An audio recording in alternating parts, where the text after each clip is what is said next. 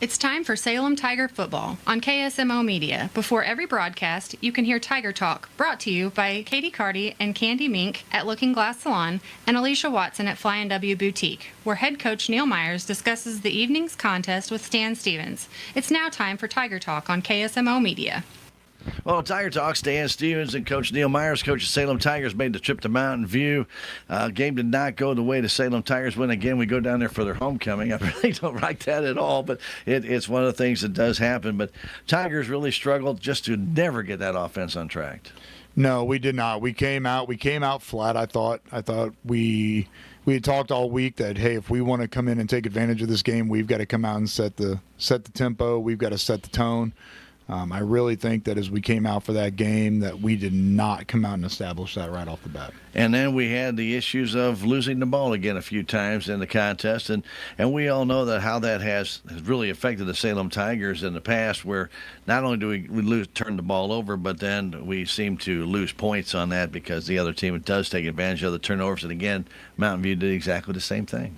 Yep. They came out, we had a couple of those turnovers out there. That has been kind of the Achilles heel for us this year. Obviously, the games where we don't have the turnovers, obviously the difference in it, the positive difference in it is a little bit different than what we've seen. But we just didn't go out and handle our business like we needed to. We did have a couple bright spots. We had a couple nice passes by Hayden Ragsdale that went for some nice yardage. We had an interception by Mr. Sapong in the contest, a really nice interception, battling their receiver for the ball and pulling it away. And also Ira Barton fumbled recovery in the fourth quarter. We had things that happened on defense to give the ball back to the offense, but then again, the offense just couldn't solve Mountain View. In all reality, looking at it and going back and watching film on Saturday and Sunday, the bottom line of it is we did not establish the line of scrimmage on either side of the ball. And I think that anytime you don't establish that on either side of the ball, you're just a recipe for disaster anyway. And it wasn't like Mountain View came out and just absolutely, totally annihilated the Salem Tigers and took over the game. They didn't play that great a game either. I mean, they ended up with 334 yards, but they had these fumble recoveries. They had a block punt. They had a short punt.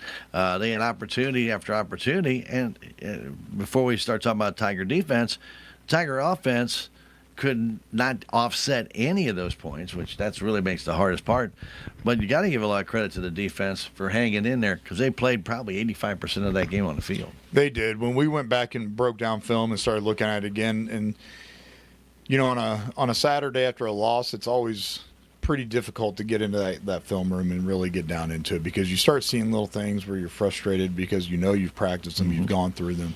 And this was no different. But the positive out of it was stepping back and looking at it from 100 feet instead of right on top of it and kind of seeing the entire view of everything there. The piece that I saw, and I know our other coaches did too, is even as bad as we played, we were a block or 2 blocks away from great things happening.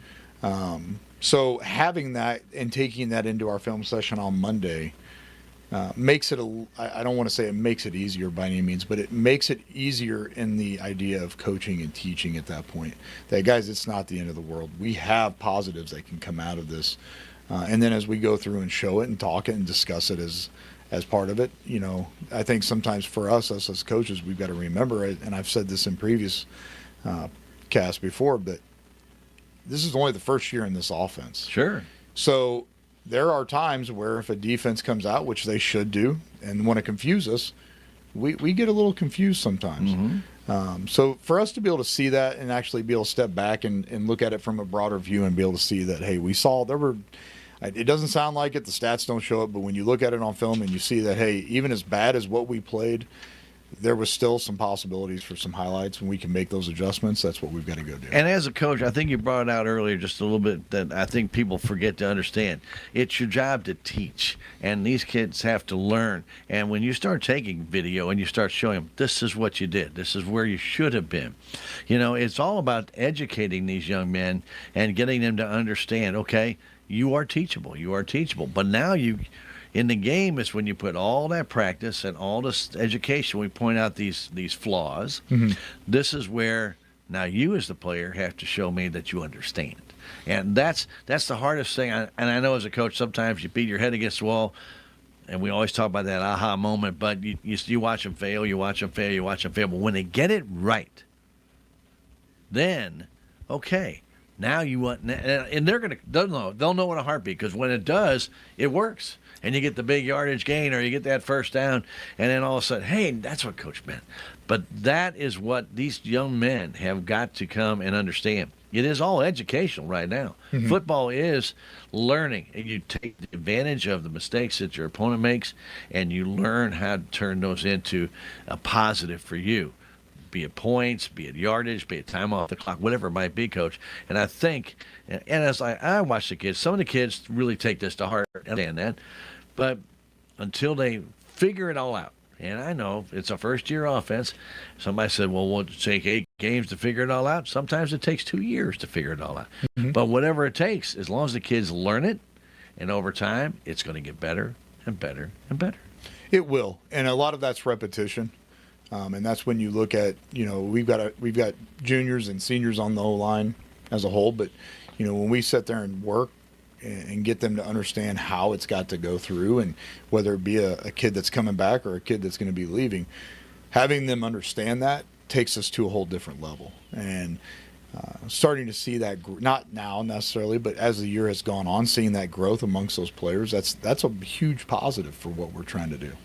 When we come back, we'll talk a little bit about that defense for the Salem Tigers at Mountain View when we return on Tiger Talk right after this. John Deere is putting in work and putting up highlights. Oh, man, look at those passes. Tillage, planting, harvesting. 3 years in, and these pre-owned machines are still at the top of their game. We're talking reliability, performance, and long-term potential. And get this, these veteran machines can pick up the latest precision tech with ease. You know it, and fans ready to add John Deere certified pre-owned equipment and more options to their lineup can shop at machinefinder.com. Booyah! Now back to more of Tiger Talk on KSMO. Continuing Tiger Talk, Stan Stevens along with Coach Neil Myers, Coach Salem Tigers. We talk about the defense, and the defense really did a pretty good job. Being on the field that much, I mean, we're talking about, a final score in the 30s, which, I mean, obviously, if you're on the field 85% of the time, you're thinking it could be a lot worse. But they made some nice plays, some nice deflected balls, some passes downfield. Tigers got involved in. We talked about the Sapal interception in the third quarter. We had the Barton fumble recovery in the fourth quarter.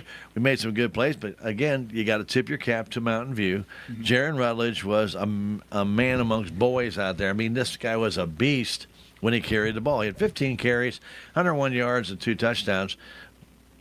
And we were talking before he came back on. He may not have been the most gifted runner as far as speed is concerned, but boy, you talk about a horse to try and bring down. He was built. He was, and as a younger kid that may be out there, I don't think that's always the first thing you want to do is say, hey, I want to square up with that guy. But as we talked about before, ultimately we got to take out some ankles, and I don't mean that in a bad way. It just means we got to tackle low and take him down at the leg area. But we struggled with that a little bit. But the other part, and I think for our guys, we had overemphasized over the week how important it was pass-wise. And I look back now and I say, I don't know if we could really do that, but when a team's throwing the ball 85% of the time, we kind of have to. Mm-hmm. But for us, I think a lot of our guys got on, I don't want to say on the heels, but got to the point where they wanted to get into coverage more than they wanted to come up. And we had tried to eliminate that with some of our defense. Formation-wise, didn't allow us to do it sometimes. But overall, I mean, defensively, like you said, we were out there probably 80-85% of the game. And I don't take a lot away from them because they're again, our guys give effort. Mm-hmm. That has never been a question or even a thought in my mind because they are out there going at it. And they're coming off, they're tired. I know they are. But overall, ultimate answer, did we get it done? No, we didn't get it done. And when you look at what Mountain View has, we know they're a passing team. And so Graham Toon taking over for Parker and put Parker a wide receiver. So basically they had 5 super fast receivers, and they like to mix up. Some are on a fly pattern, some are doing down and in, some are doing down and outs. When you look at the play, and then, of course, we had another little flea flicker out there that they tried to do in the pass for a 2-point conversion, and then we had the hook and ladder again, which cost us 50 yards on that pass play. But, Coach, when you look at what they had and how well our Tiger backfield played, defensive backfield really did play, they had a lot of long passes, either just out of reach, or if the guy did make catch, our Tiger player was right with him, step for step. He may have had one step on our guy, but to keep up with those speedsters, I was very impressed with how close we really were to being able to break up the play. Well, and I want to throw it out there, too, because that was also our number 2 cornerbacks, because Silas went down earlier in the game and hadn't really been able to give us that effort there. And even when Cy was in, I think they were trying to avoid his side. But we also didn't have Paxton Deason all game. Right. Yeah, Paxton had dressed and was hoping he could get out there. I mean, I know it hurt him to not be there. He wants to be out there on that field, but he wasn't able to. And fortunately, we had Kane Baird and Ryan Hallinar that stepped up and stepped right into those roles where they had to. And hats off for Kane. Kane went out there, and I thought he played some really good coverage on a guy. And don't get me wrong, I understand he's going to make mistakes, but when he was in coverage and on him, he was on him, covering him like everything. And heck, that first touchdown, he went up and made the same catch that the receiver did. But Parker, too, being a senior and a little stronger, was able to pull it away. And that was a learning point. And Kane knew that, I think. As he comes off, of course, he's beating himself up. And one of the things we keep telling our DBs right now is, hey, you got to have a goldfish memory. It's 2 seconds long. That's all you can remember. And he came over, and I said, hey, next time you just got to rip that thing away. I said, Kane, that's just learning. I said, you had great coverage. You did what you were supposed to do. You just got to. It becomes a matter of, hey, that ball's mine, not yours type thing. But he also made a couple of nice defensive just tips on passes downfield as the night went on. And when you take a look at that, you don't have to make the interceptions. You don't have to tackle the guy. If you can just deflect that ball away from him and prevent him from making that catch, and a lot of times it's just a simple deflection of 1 inch. Guy's ready to catch it. You just deflect it a little bit. It's going to go off his hands. And then the home team, obviously, the Mountain View fans, oh, man, our guy missed it. A lot of that was a nice play by Kane just to tip that ball a little bit. Not just that, but Kane is he's a kid that's got a lot of grit to him. And I really like that out of him. He comes flying up. He's not afraid to come up and go up and hit somebody and take the legs out when he's got to, and hit him up high when he needs to. But he's just got a good mind about him, and he's going to give you 100% every time that he can. And when you see kids like that play, and of course, Smith Boyd, linebacker, got a couple of good pops in that game as well, you really see the future of the Tigers. I know we're not done with this season yet, and I'm not trying to look forward to the next year, but these are the guys that are going to be carrying you to the next season, and that's the key ingredient that some of this has, that, hey, if Kane can do it, I can do it. If Smith can do it, I can do it. That's what has to happen for the Tigers program to get better. Take nothing away from the guys out there right now, but when you see that as a future, you're talking about guys with grit, you're talking about guys that are determined, and they're going to make something happen. Those become your leaders as time goes on. And coach, that's what you need on a football team, is guys that step forward and maybe get in somebody's face and say, come on, man, you can do better. You can do better. Well, that, and it goes back to the whole mindset of, hey, next man up. And that's a big belief that we have. Not only that, but I know exactly where you're coming from. For me, I look at it in the exact same light, but I look at it from this way. I look at it and say, when we start seeing that younger talent coming up and being put into a position where they've got to perform, and they haven't had to do that all year, the other part that I look at is that gives me the idea that, hey, we're reloading and not going to be rebuilding when that time comes. Right. And when you get to that point across the board, that's when the winning and all the good stuff really, really starts happening. When we come back, we're going to talk about tonight's game against Kabool, the final regular season game and the final SCA game of the year, when we return on Tiger Talk after this. Some tips to avoid natural gas horrors this fall. Keep an eye on the thermostat, opting for settings that optimize your gas usage. Make sure you have a clean furnace filter in your home. Check the batteries in your carbon monoxide detector and know the signs of a gas leak. If you smell the rotten egg odor added to gas, act fast. Leave the building, go upwind, and from a safe location, call your gas company or 911.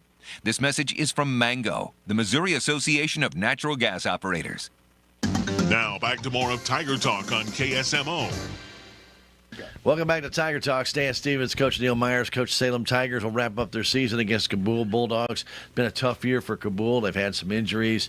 They have really struggled this year, but that means you don't take them lightly going into Game 9, because this is a big game for Tigers for two reasons. Number one, you want to get that third win of the year. Number two, with this win, you have the possibility of hosting a district game. That's the only way. And you know what's at stake. Hosting a game versus going on the road and taking a 2.5-hour trip one way or another, Stratford or Buffalo, one way it would be. So what do you want to do? You want to win and go on, or you want to just go out there and throw in a towel and say, well, we'll take our chances in the district playoffs? I like the idea of winning. I like the idea of winning and dictating what we're going to be doing. That's where I like to be.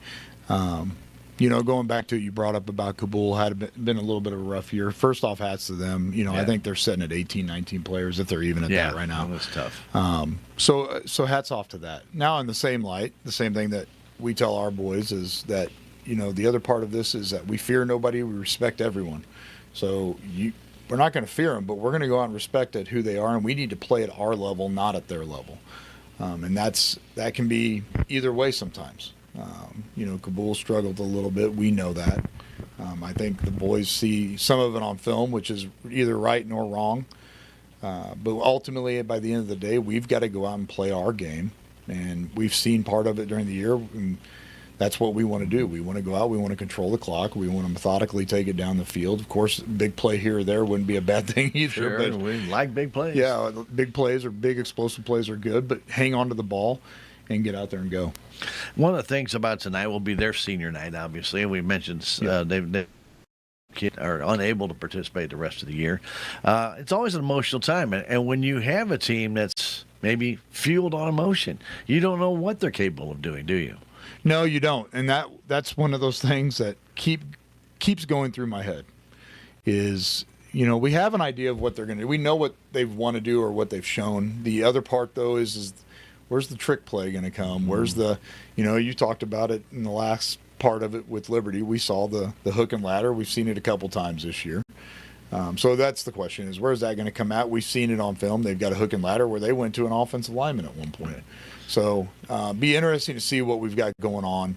I think as far as the boys, I think they're ready to go. I think we've gone through what we think we're going to see from them passing around wise, what we're going to see from them running wise. I think they're ready to go with it. I hate to bring back the Mountain View game, but I've talked to Rick, and I said, Rick, I think we've seen everything this year from fumble recoveries to touchdowns and hook and ladders. And I said, the only thing we haven't seen is a Statue of Liberty play. And virtually we did see one on the snap to the quarterback, Parker. He missed it, and they had an end going back for an end around, and it went right in his hands for a touchdown. And I thought, seriously? I should just keep my mouth shut. I mean, that was just about the perfect Statue of Liberty play, almost. I think you and I probably said the same thing at the same time because I just put my hands on my knees and put my head down and said, of all the things that could happen, you've got to be kidding me that it was a snap over his head and went right to the guy that he barely tipped the ball with. So, sometimes things don't go your way. No, they don't. But tonight we want the Salem Tigers to go our way. What kind of offense has Kabool shown this year, Coach? So what we've seen from them kind of resembles a lot of that of what we saw from Lynn in the second week of the season. Shotgun set, two wings. They like to be against Ava, the last opponent. They were, empty pretty much the whole game, it seemed like. Oh, wow. Every once in a while you'll see them put a running back up behind the quarterback. They'll try to run some type of a dive or a pull play, kind of not a counter even, but some type of a kick out type play where they want to get him, or a quarterback type run. But most of the time they're going to be 5 wide of somehow, and they're going to try to throw the ball where they need to or where they want to. Defensively, what can we expect to see? Kind of the same thing I think we've seen probably for about the last 3 or 4 weeks. And I can't blame them. You start watching us, that we realize that the outside game hasn't been there. The passing game hasn't been there. So I think we're going to see a 5-man front up front. They're going to say, hey, if you're going to run it, you're going to run it against us stacked in here, and that's fine. That's kind of what we need to get, and I understand that we've seen it a couple other times, but that helps us grow even more and more, and hopefully we start seeing maybe some fruits from the labors of what we've put in against that. Yeah, I think against Mountain View, we actually saw 10 guys within 3 yards of the line of scrimmage at times with one safety back, and I'm thinking, oh my gosh, a little dump pass over. If somebody can just break through that 3 yards, this could be interesting. But it's not as easy said and done. They're bringing blitzes, they're doing different things. Salem Tigers. So, I thought Tigers were able to keep those guys out of the backfield, so we didn't get a lot of real anybody hurt that way. Right. But but you knew your running game was going to be limited. Somebody could put that many guys up on the line. You only have so many offensive linemen that can block, and you got 3 guys in the back, and they can't go take out 2 guys. And so, it does make it a little bit different. But like you said, though, we expect to see pretty much a packed box again against the Cabool Bulldogs, and that's something Salem Tigers pretty much have seen all year long. Well, and I think, the more and more we try to do what we're wanting to do, where we want to run it like we do, that's what we're going to see. Mm-hmm. And right now, honestly, it's our job. We've got to move the ball even with that. And our offense, that's kind of the mindset that we have offensively is, guys, we don't care if they run 8 guys in the box, if they run 10 guys in the box. Our blocking scheme, we've got to understand and know that. And again, we've talked about it a little bit. That's a little bit of that first year stuff where we've got to be able to think on our own too. And that's where we struggle a little bit, is whenever something changes, the thinking of up front on our own, or even in the backfield. Sometimes things have to change. A path has to move over a foot or so, and we struggle with that a little bit. Well, Coach, we wish you the very best tonight against the Bulldogs of Cabool at Cabool for their senior night. Good luck, Coach. Stan, I appreciate it. Go Big Blue. Stay tuned, Tiger football. It is next. Thank you, Stan. That's been Tiger Talk with Coach Neil Myers and Stan Stevens. Tiger Talk has been brought to you as a courtesy of Looking Glass Salon and Flying W Boutique. Stay tuned. Salem Tiger football is next. Want to change a life in just 1 hour a week? Thanks to the opioid settlement funds through Healthy Dent County, the Mentoring Makes a Difference program is here, connecting caring adults with local students. 1 hour of your time can make a lasting difference. Join us today and become a mentor. Contact liberty@salemcommunitycenter.org or call 573-729-8163. Mentoring makes a difference. 1 hour, 1 child, 1 big impact.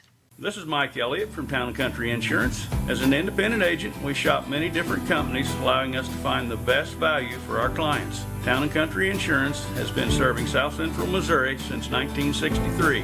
We have offices in Salem, Rolla, Licking, and Mountain Grove, and would welcome an opportunity to show you what we can do for you. Stop by 400 West Scenic Rivers Boulevard, located inside the Town & Country Bank, or you can call our office at 729-6624. Welcome to this KSMO media broadcast of Salem Tiger Sports. Tonight's game is brought to you by Town & Country Bank, Farm Bureau Insurance, Country Mart, the Bank of Salem, Napa, Mooney Auto Supply, Town Screen LLC, Taxmasters, Town & Country Insurance, Southwest Baptist University, Salem Campus, Terrell Complete Auto Care, Edward Jones, Joe Brand and Leah Nash, Duncan Family Chiropractic, State Farm Insurance, Salem Trust Manufacturing, Progressive Ozark Bank, United Country Salem Realty, Stephen Patterson Attorney at Law, American Family Insurance, Hubs Tire Center, Looking Glass Salon, Candy Mink and Katie Carty, Mid-Ozark Animal Health Center Incorporated, On the Spot Auto Glass, Ozark Overhead Door, Shelter Insurance, Jet Tire and Auto, The Technology Junkyard, Legends Automotive LLC, Salem License Bureau, Prevention Consultants of Missouri, Riverways Federal Credit Union, Discount Bins, Flyin' W Boutique, Healthy Dent County, the City of Salem, VIP Properties, Salem Farm Equipment, Living the Dream Outdoor Properties, Quick Tan and more, Four Rivers Community Health Center and Rocking G Western Trading Post. And now get ready for Salem Tiger football, right here on KSMO Media. And we welcome you to Cabool High School. It's their senior night, and the Salem Tigers are in to take on the Cabool Bulldogs. Cabool has really struggled all year, Ricky. They've been down in players, got some players hurt. Down in numbers, they are in their dark blue jerseys with the white numbers and also trim as well as lettering, black pants for the Bulldogs. Salem Tigers in their navy blue pants, white shirts with the Carolina blue numbers and the lettering on the front. Well, we want to thank Flying W Boutique Look Glass Salon for bringing us our Tiger Talk.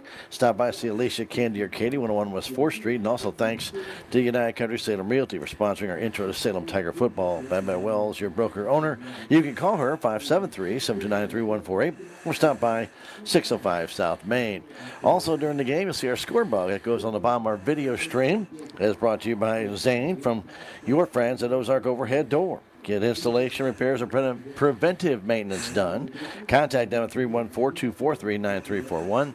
And our instant replays will be brought to you by Hub's Tire Center, a 3-generation family doing business right here in Salem, right across the street from the radio station, as a matter of fact. Wow. Handling your tire needs, state inspections, repair work. Hub's Tire Center, 573-729-5800 at 801 South Main Street. Well, I know a lot of people have been familiar with the outages today with the internet, and we know many households are like us. We have been affected at the station as well. So due to the recent outage in the area, we do have a backup system, but it does not provide the same level of upload bandwidth. So during the game tonight, you may experience a lower video quality and connectivity issues.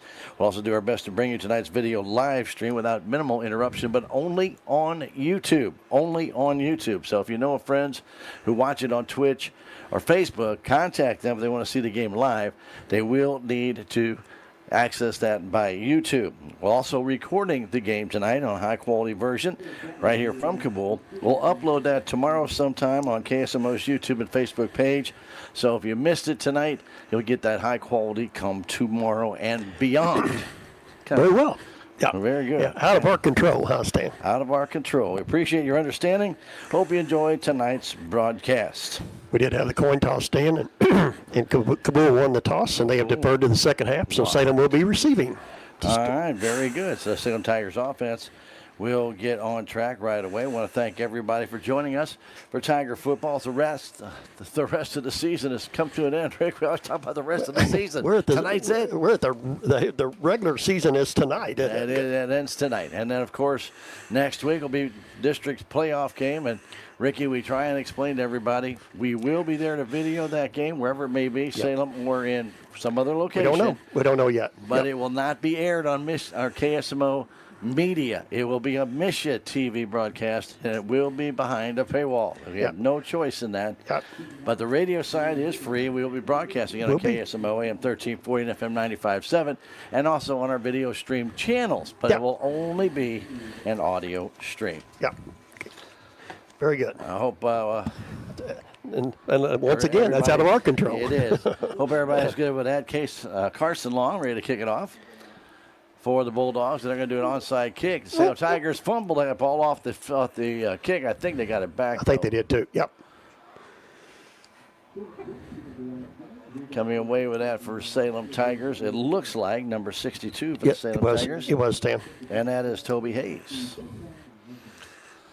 Well, Salem, I have in very good field position, Rick. Kabool comes in with a 1-7 record, 2-6 for Salem Tigers. And at halftime, if you're with us, we're going to discuss the district seedings and how they are now, as of tonight. We will try our best. And try and explain how things could change. Yes, definitely. Again, we'll do our best. All right, Salem Tigers offense on the field for the first time in the game. Hayden Ragsdale at quarterback. You've got Silas DuBois and May as the running backs. They give it to Silas on that left side. Turns that corner, gets the first down and more. Stiff arms a man. He's still going down the sideline. And he gets by 2, by 3. Silas is going to go in for a touchdown. I see no flags down, Stan. 51-yard touchdown run for Silas DuBois and the Salem Tigers are on the board. Rick, I thought I saw a flag go down on the far side, but it didn't. There's nothing there. Yeah, that's what almost looked like. He let loose, but it looked like it was going to be about a horse collar tackle stand, and he let loose and let him go, and Silas done the rest of it and just outrun everybody. 51 yards. Salem's going to go for the extra point, Rick. Okay. We don't see a lot of this. We haven't seen it all year long. But Will Landez come on late, and he's going to give it a try, and his kick is up. It looks good. And it is good. Land with a point after. And 14 seconds into this game, I think it's the first time Salem Tigers have led in the first quarter. I think you're exactly right. And they lead 7-0. Yeah, nice job, Sam, because they did pin the inside and let Silas have the outside. And that we've been talking about it all year long. Let's get to the outside. You know, we didn't even have time to introduce those starters. Why don't we just go ahead and do it right now? Yeah, let's go to those offensive starters. Starters were because they were. Charlie Otero, senior. Titan Shepard, senior. Colton Mink, sophomore. Titus White, sophomore. Jonathan Bettiger, junior. Silas Boyce, junior. Alton May, sophomore. Brody Ray, junior. Hayden Ragsdale, senior. Gavin Sapal, senior. Max Schlomer, junior. Your quarterback, Gavin Sapal, is your tight end and wide receiver on that opening drive, on the opening play, on the opening touchdown. Touchdown, Salem. Yeah. Very good. Well, wanted to make sure we got that in. We got that in. We thought we'd have another play, but it didn't. Yeah. Hey, Stan, who's this kickoff brought to you by? Well, this kickoff is brought to you by Farm Bureau Insurance. Yeah. You know who's the agent there? Willie Strader. Just get in Go touch see with him. Willie. Yeah. He can help you with auto, home, business, other insurance needs, renter's insurance, barn, boat. He can do it. Call Willie 573-729-4941, 1414 West Scenic Rivers Boulevard. So Land will kick off. Two of the Bulldogs on their senior night. Land had trouble keeping it in bounds. This time he kicks it right down the middle. Taken there by the Bulldogs from the 18-yard line, and they'll move it up to about the 24, number 81, and that is Quentin Green with a return. About a 12-yard return. Yep. All the 23-yard line, their quarterback is Josiah Leonard. Running backs will be on wings, will be Riley Honeycutt and Steven Skiles. See how they come out and how they want to set up. They have had sometimes those guys in the backfield. They're going to line up that way with three guys in the backfield. Okay. Including Justin Moore as the fullback. Moore carries the ball, and he gets about 3. Just goes right up the gut. Nothing fancy there, Rick. Nope. Be second down and 7. Salem Tigers with a quick strike touchdown lead at 7-0. And for Salem to host a district game, Ricky, they have to win. They got to win this one. And they've got to win by at least 13 points. Yep. Handoff this time goes outside, and just getting tripped up at the last minute was number 15, Carson Long. He was lining up in the backfield. He's been mostly a wide receiver, but he's going to gain about a foot, and that's it. But he was just one step away from going to the outside. But the Tigers were able to tripped him up. Yep. Get him around the ankle and trip him up. And I don't really know. I think for Salem Tigers, that was Sapal that got him. Okay. Two receivers to the left, double wing formation. Ooh. And timeout called. By Kabool. 10:33 to go in the first quarter. And a timeout brought to you by American Family Insurance agent Jonas Schaefer. Call them in the Crossroads. That number is 573-729-5165 to get all your information. That's American Family Insurance. We'll be back in 30 seconds. Tiger football on KSMO Media. Hi, I'm Susie Cahill, Director of Healthy Dent County Fitness Center. Are you looking for a place to begin your journey to better health? Come inside. Never in my life have I been in another atmosphere where everyone was so friendly and eager to help others. It's not just the staff, it's the members. They're so passionate about what they do and so excited to help you. If you're ready to begin your journey to better health, come by and see us.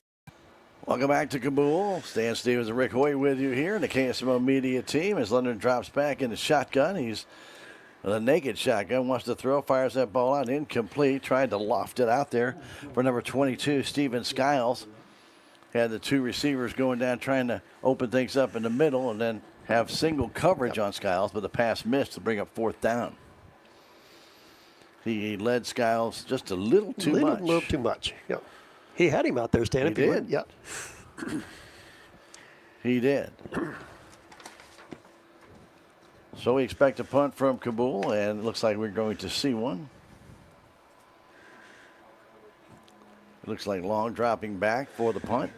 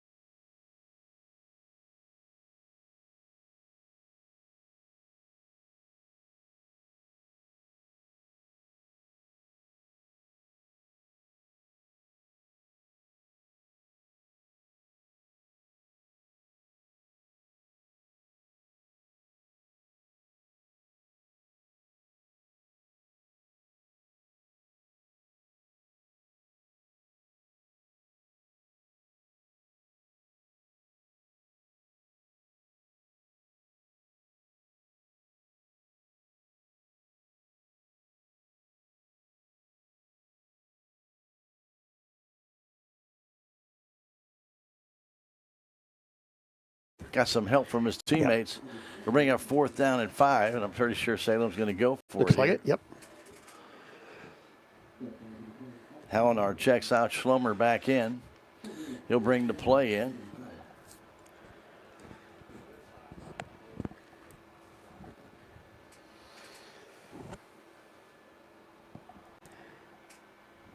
$14 on the play clock, Stan.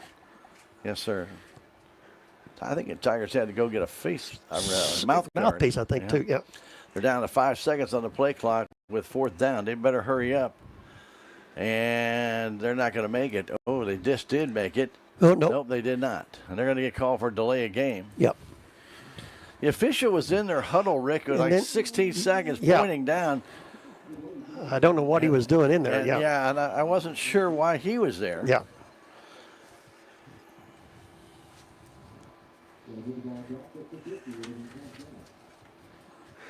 So that'll bring up 4th and 10 for Salem. Salem's in the punt, Stan. Land in the punt. Dropping deep again, looks like long. Nab is back, and Land gets off a low. Good kick. That ball sails back towards the end zone. Will it pull up? Oh, no. Just goes in the end zone. That was a 50-yard punt. He got into that one, Stan. He line drived it, wheeled in, but they'll bring it out to the 20-yard line. That's where Kabool will take over 1st and 10. Let's take a look at that starting lineup for the Salem defense. Titus White. Titus White, sophomore. Toby Hayes, junior. Daniel Black, senior. R. Barton, senior. Case Malone, senior. Gavin Zapal, senior. Brody Ray, junior. Max Schlomer, junior. Silas Boyce, junior. Paxton Deason, junior. Not in there tonight due to an injury. So Salem Tigers get right on top of the quarterback. He had no chance to give it off to Cook, and Cook got smothered. Looked like a bit of a blitz by the Salem Tigers. We haven't seen a lot of those this year, right? But there was a bunch of them. There was a bunch. Loss of 3. Bring up 2nd down 13. Ball back at the 17-yard line. First quarter action, Salem with a 7-0 lead.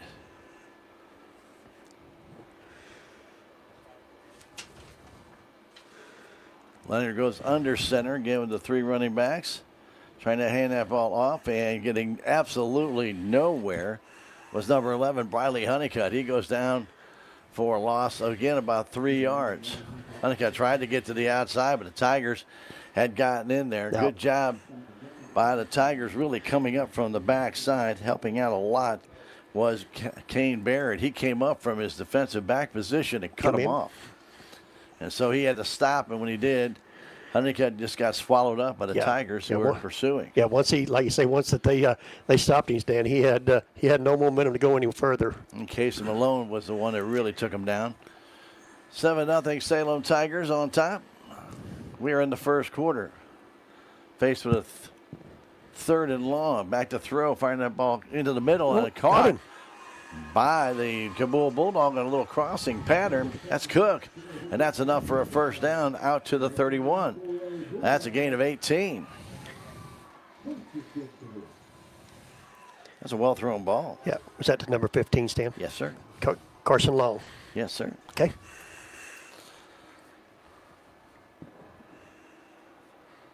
Long with a catch. Got his hand, looks like got popped. Trying to shake the numbness out of it. Turns and gives that ball off to Moore up the middle.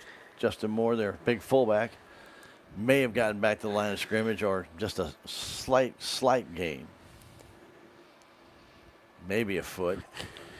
That'd be about it. That much, yeah. And I know our friends at home saw that. Yeah, not that about that much. That's good. Right between those 2 fingers, Ricky.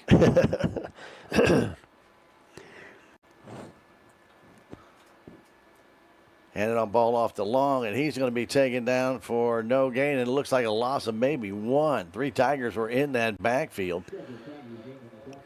First man back there, Rick, for Salem was number 53. You know, when you know it. I'm not seeing one.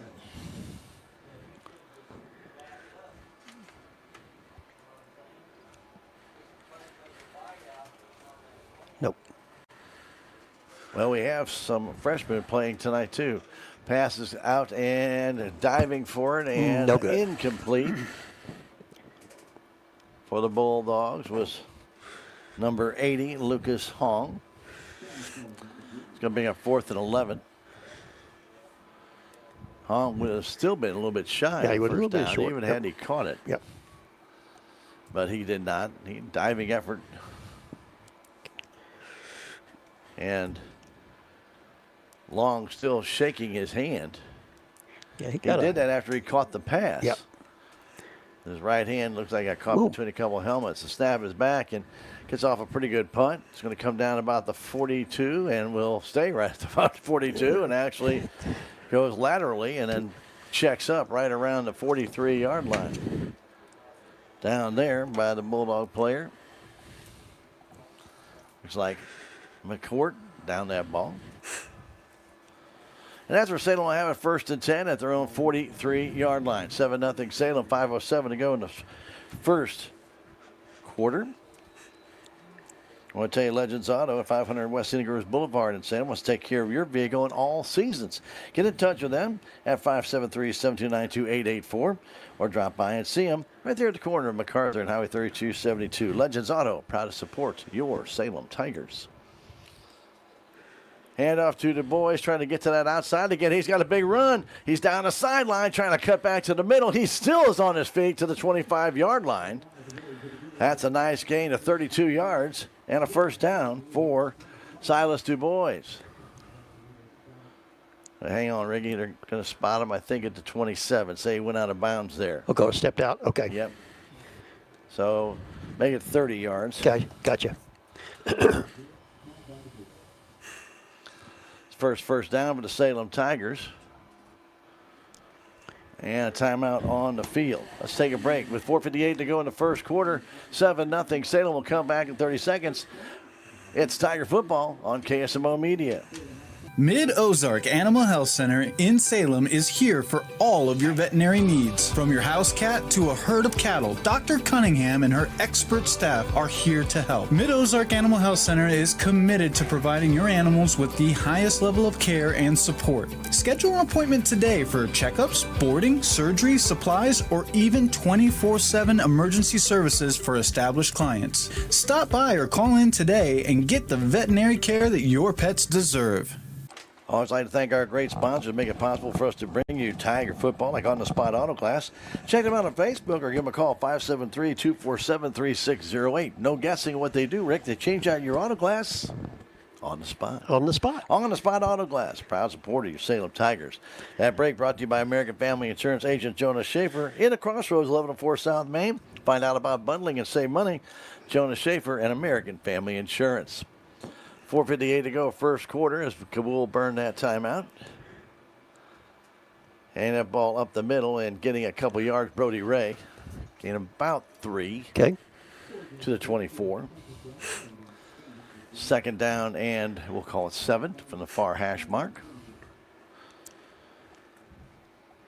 Tigers want to control the ground game. Yep. They want to control the clock. They want to control this contest. And they have had chances this year, Rick, where we have seen that happen. Yep. And opportunities off of that. So let's see if they can continue to do so. That's true. In motion goes May. Keeping it, flipping it out was Ragsdale. Nice pitch out to the 15-yard line, and Alton May is going to get down to about the 11. That should be enough for the first down. That should be a gain of about 9. Okay. Be very close to 10, but okay. I'll Gotcha. be conservative. So they got it just outside the 11-yard line. First and 10 for Salem. Yep. They can get a first down at the 1.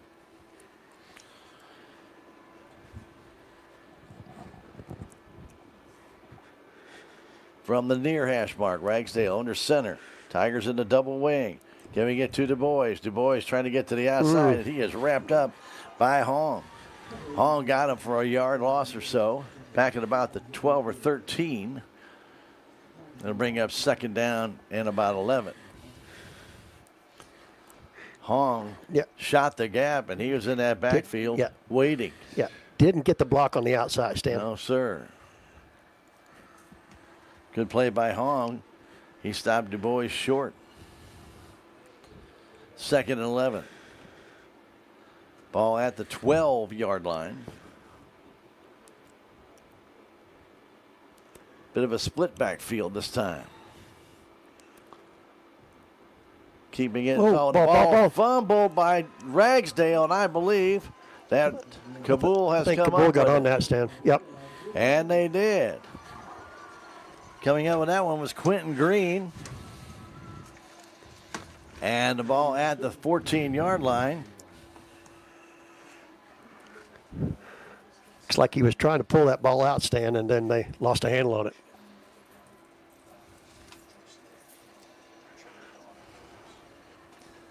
Well, we have unfortunately seen that way too many times this year. Yep, I agree.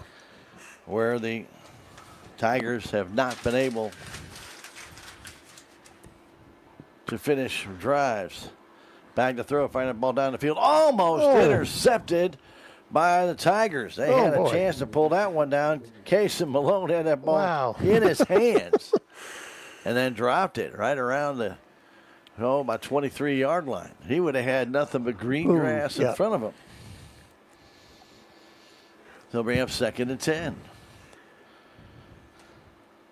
Josiah was looking for that cross pattern again, Rick, and this time Malone read it. He was there, yep.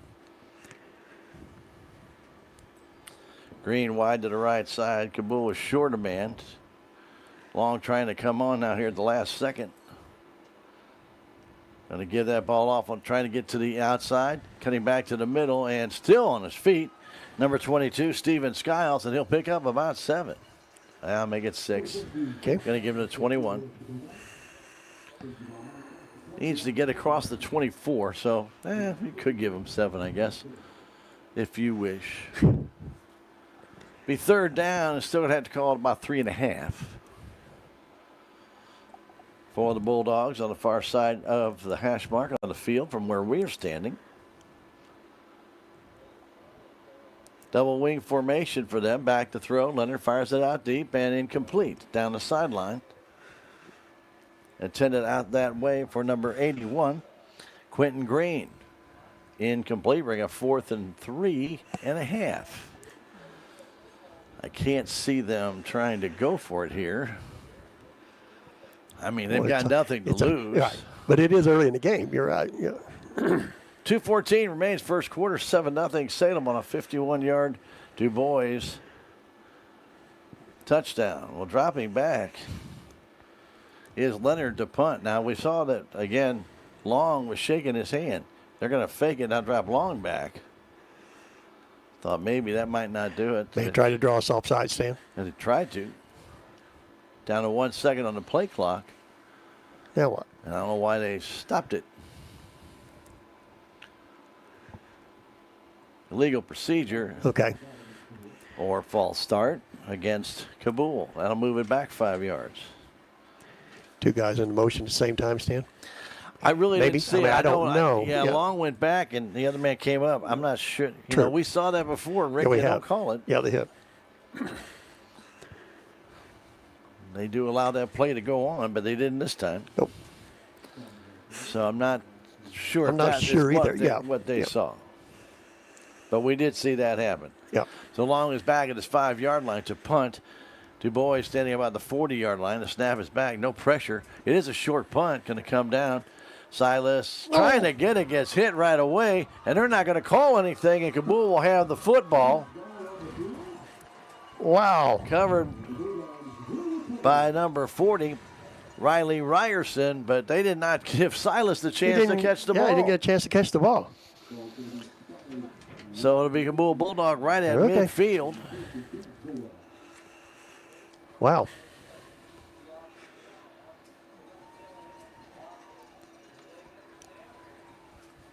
Yeah, you're right, Stan. We're going to be right at midfield. Well, usually they try and give at least got to give him a chance to catch it. Keeping that ball himself and trying to turn upfield. Their quarterback, Josiah Leonard, he'll get back to the line of scrimmage. Tried to fake that pitch back and then turn upward. Leonard's Big, tall kid. He is. Yep. Second down and 10, 1:40 to go in the first quarter. 7-0 Salem. The Tigers had a chance down inside the 15, but fumbled the ball away.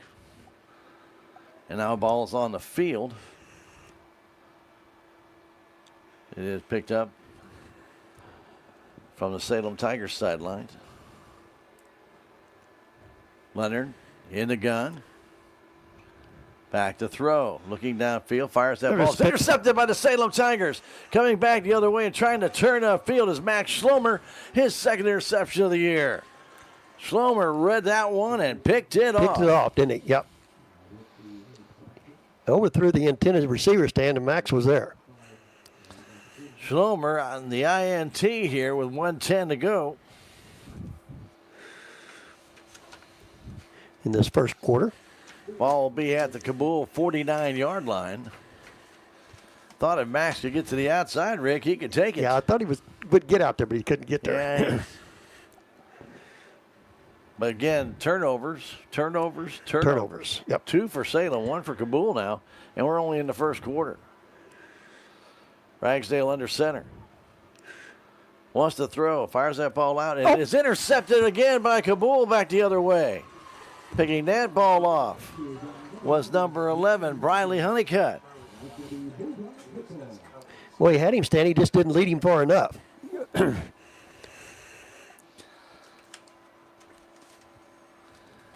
3 consecutive, basically almost plays. Almost, yeah. With turnovers. Ugh.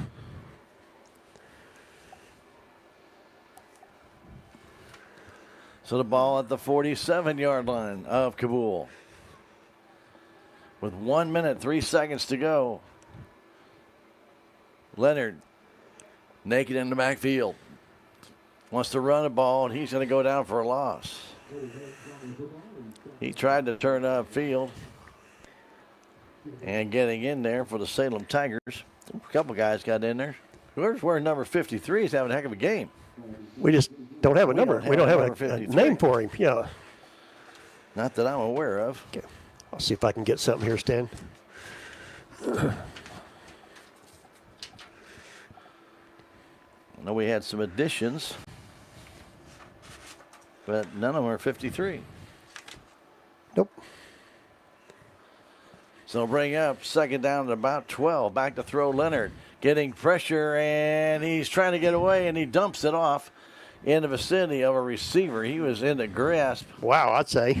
Of the Salem Tigers, and he was struggling to try and get out of that situation. Drake Smith had him around the ankles, just couldn't get him down before he got the ball off. You know, Rick, it wasn't that long ago, about 12, 15 years ago. That had been in the grasp. In the grasp, yep. 15 seconds to go, and the incomplete pass makes it a third down and 13 in this crazy first quarter. True. All right. Third down, 13 yards to go. 2 receivers to the right. Then back to throw. Gets pressure, fires that ball out. It is caught and goes out of bounds with it. Looks like number 8. And we don't have number 8. Maybe it's.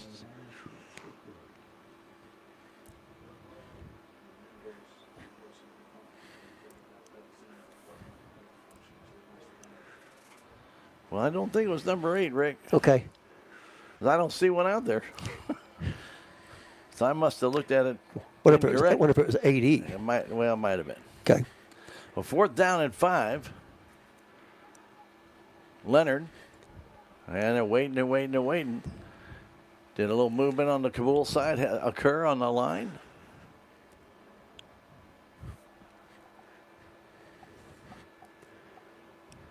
Long is talking to the official. Procedure, yep.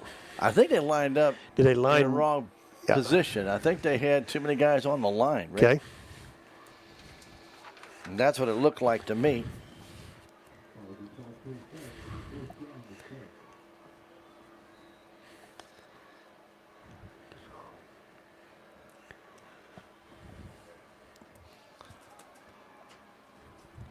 Back to punt goes long. Snap is back. The kick is high.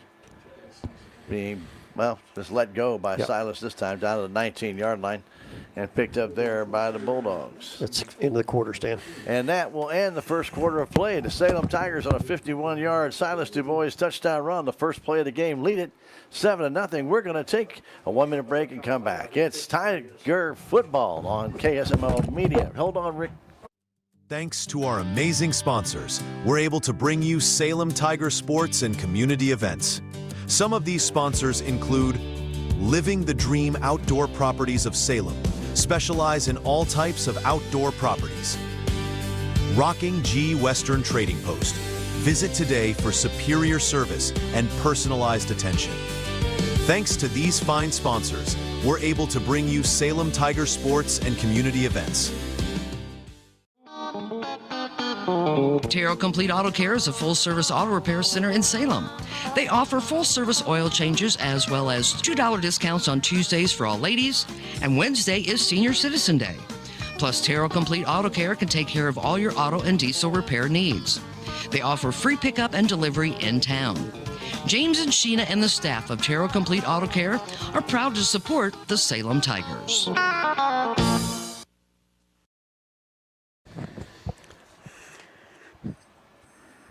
Welcome back to Kabool. I do want to remind everybody that, yes, we are streaming this game, but we had internet issues today as Brightspeed's lines got ripped down. And because of that, we are using our backup system. If you aren't wanting to stream the game tonight, we're only offering it on YouTube. Only on YouTube. It is not on Facebook. It is not on Twitch. Again, we will be uploading tomorrow a beautiful copy of the game, and that will be on KSMO's YouTube and Facebook pages. But tonight, live, it's only on YouTube. And, of course, you can also hear it on the radio at KSMO AM 1340 and FM 95.7. That also is live. All right.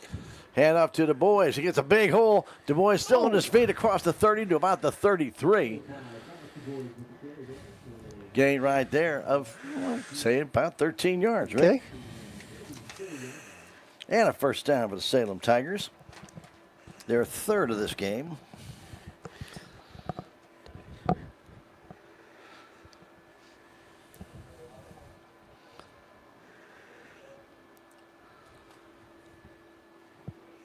Just underway, second quarter.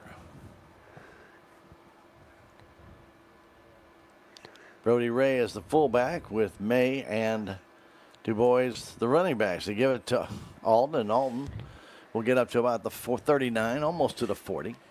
Gain of 5. And that will bring up second and 5.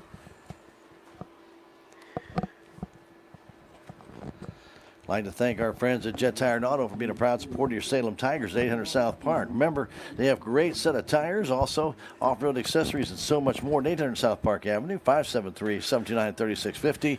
Proud to support your Tigers, Jet Tire and Auto. Yeah. Second and 5, in motion DuBois. Up the middle and getting very close to a first down was the fullback Brody Ray. And I think he's going to have it. I think Should he's have going it, to get 6 yards up to the 45 and the first down for the Salem Tigers. Their fourth of this first half. Nice run there by Brody, Stan. He just took all the defense gave him. That was a nice job. We'll mark him down just outside the 45 and just inside the 46. I guess that's about halfway. True. First and 10, Salem Tigers. We're at Kabool at the pit. Handoff goes to DuBois, again to the outside, gets a block, and then trying to cut back to the inside. It's going to pick up enough for a first down, and a flag comes in late. Yep. He'll gain 12, but Rick, let's see what the flag is. Maybe a late hit, Stan. Pretty close, wasn't it? It could be a hold as well. True. Still waiting on the signal.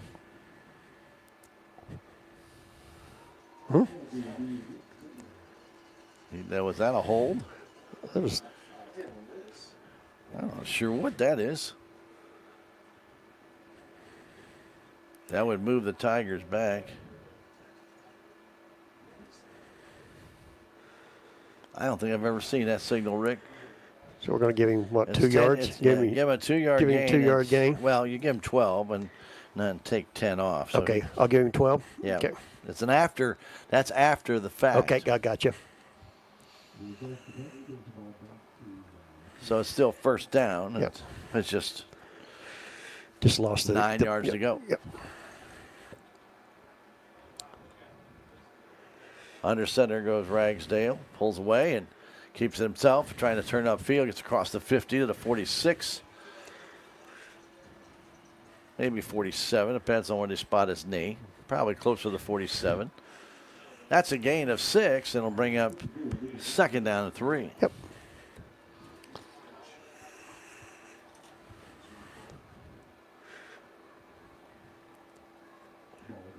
Oops.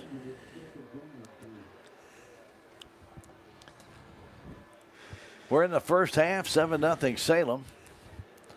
Had an opportunity to go in the end zone earlier, but fumbled the ball at the 11-yard line. And has been back and forth ever since. Du Bois gets the block to the outside, back to the middle to the 30-yard line. That's a gain of 15, maybe 16 yards. Got a flag. And a flag is down holding against Salem. And that's going to bring that all back right at the line of scrimmage. Right at the line of scrimmage, yep. So disregard everything I just said. You know, it didn't count, did it? It did not count. The Salem Tigers, that'll be another 10-yard penalty. And that one negates about a 14-yard gain. That hurt, yep. That hurts there. Move the ball back to the 42-yard line of the Salem Tigers. It'll bring up second down, about 14. 9:08 to go in the first half. 7-0. Salem Tigers with the lead. That happened on the first play of the game. Wow. But they run into some penalty trouble here in this drive. Brody Ray has it, but he's not going to get much. A couple yards up the middle. He is smothered by the Bulldogs as he got to the 39-yard line. Bring up 3rd and 11. Salem's had such good success to the outside, Rick. I'd like to see a run to go to the offensive right side, Stan, when you got a lot of room out there. Yeah. Again, the near side of the field on 3rd down, and again about 11. Maybe just a tick longer than that. Schlomer wide to the right side. Tigers stay in the double wing. Each quarterback has an interception tonight already. That ball thrown out all the way behind Du Bois and high. And it'll bring up 4th down. Not a good thrown ball there. No, it wasn't. Ragsdale. That was looked like a little bit behind and high for Silas. If that's who he's going to, that's the only person I really saw it there. And like I say, I think if he would have waited another second, Stan, he would have been able to hit him on the outside. Well, he had Schlomer open behind everybody, but that's hard to see in a little bit deeper pattern. True. We'll land in the punt. Snap is back. He gets it off cleanly. A line drive punt. Takes a big bounce, and Kabool, boy, he gets that like 9-iron. It just chipped down at the 28-yard line and then stopped at the 27. I don't know how he did that one. Talk about deading it, huh? Punt. Yeah, heck of a punt of almost 40 yards, but it just died on the spot. Yep. It'll be 1st and 10 for the Bulldogs. Again, just 7-0 Salem Tiger lead. Some opportunities going by the wayside with the penalties, etc., and the miscues by the Tigers. Again, don't forget, if you're joining us on KSMO Media trying to stream this on Twitch or on Facebook, you're not having any success. You do need to go to YouTube tonight due to our issues with Brightspeed today. They had some lines tore down.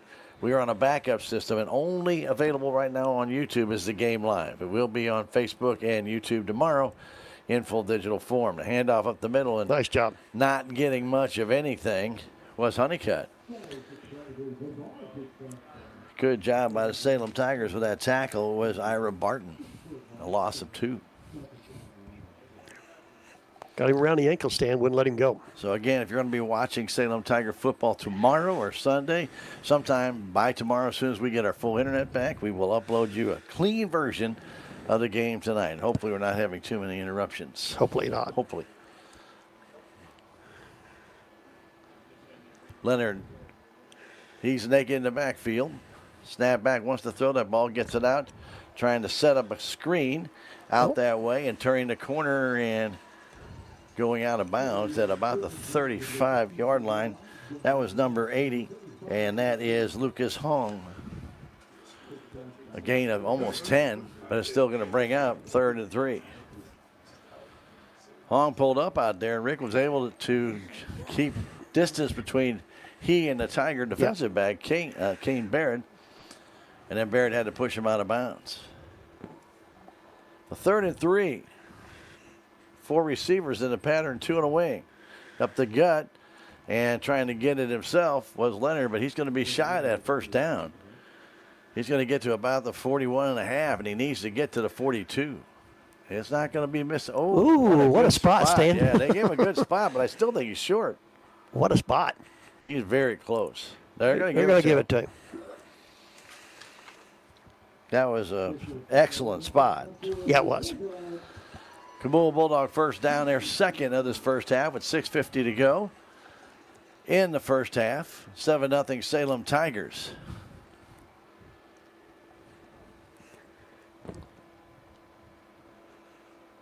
Hong and Green are the wide receivers.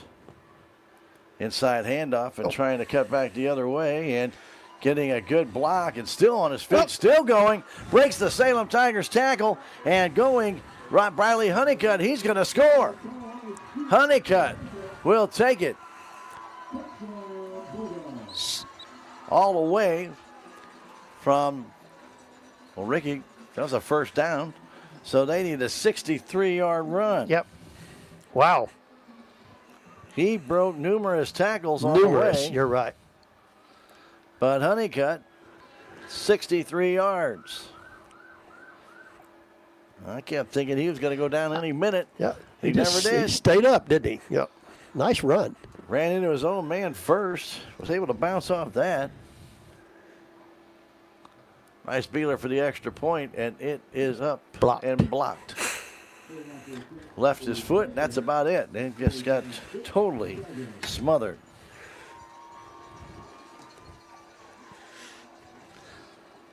So the point after blocked, and the Salem Tigers lead it by 1, 7-6. Rick, I don't think anybody saw this. Tigers offense has really dominated the game except for that last play. Yep. But have fumbled the ball away twice and muffed a punt, and they're just keeping the Bulldogs in the game. Yeah, and the penalties, like you say, Stan. Yeah, that's, yep, that's yeah, they're just letting them kind of hang around. Stan, you're right. That is not good. No, it's not good. Remember, at halftime, we'll be telling you about how the districts are setting up. We'll give you all that information. That'll be at halftime. We'll tell you, Mid-Ozark Animal Health Center provides you all your animal health care needs. Dr. Ashley Cunningham is your vet for livestock as well as pets. 573-729-4031 and 900 West Scenic Rivers Boulevard. That's Mid-Ozark Animal Health Center. And Dent County Farm Supply. Feed, fertilizers, mowers, weed eaters, everything you need for your home as well as a farm. Locally owned. Go by and see them at 1716 Scenic Rivers Boulevard to the west. That's Dent County Farm Supply. Proud to support your Salem Tigers. So Honeycutt, the 63-yard run. It's a 1-point ball game. Ricky, the Salem Tigers are going to have to buckle it down. Yeah, they are.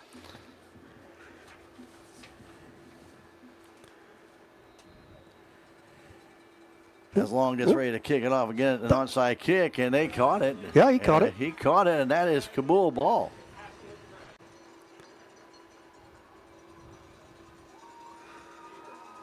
They're giving it to Kabool. Tigers backed off. I have no idea why they did that. Yeah.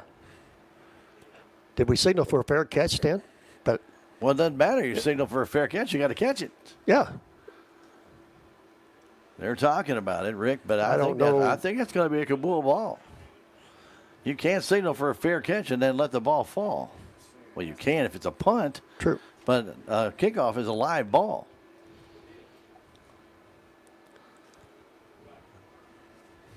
So whoever's trying to teach them that one, that's not probably going to work. But we'll see. We'll see what the officials claim Flag. here. He threw a flag, Stan.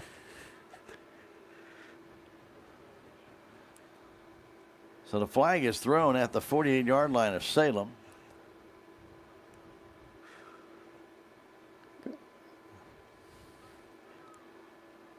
Legal touch. Legal touch. I always use that being like that, but yeah.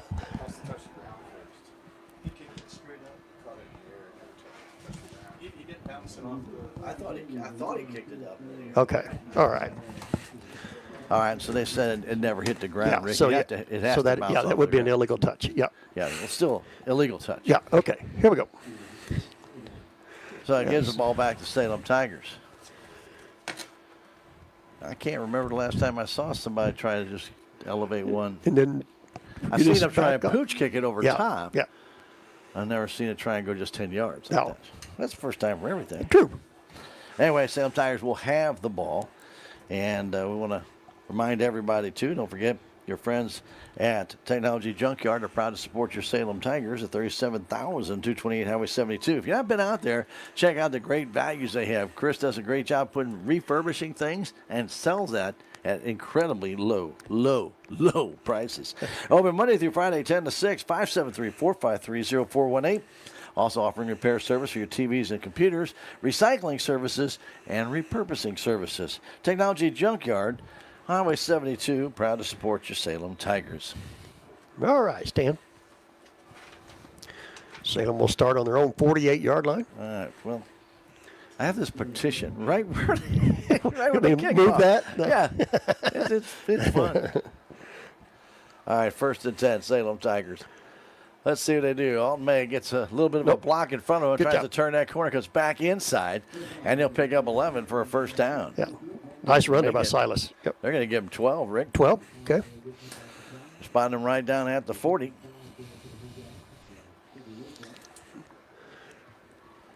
That was on the near side of the field. Just see if you could get to the outside on the far side of the field. 6 minutes left in this first half. 7-6 Salem up over the Bulldogs. Bulldogs looking for their first SCA win. Salem got theirs over Willow Springs. In overtime. In the double wing. Up the middle, Brody Ray still on his feet, hits the outside, and then barrels over a Bulldog player, getting down to the 28-yard line in a first down. But I think a flag on the play against the Salem Tigers. It's motion? Yep. Or a legal shift? We had I think it may have been Brody, Stan, that was kind of leaning in whenever the snap was made. So legal shift on the Salem Tigers. Salem right now, Rick, 30 yards in penalties, and some of them have been big. Oh, yeah.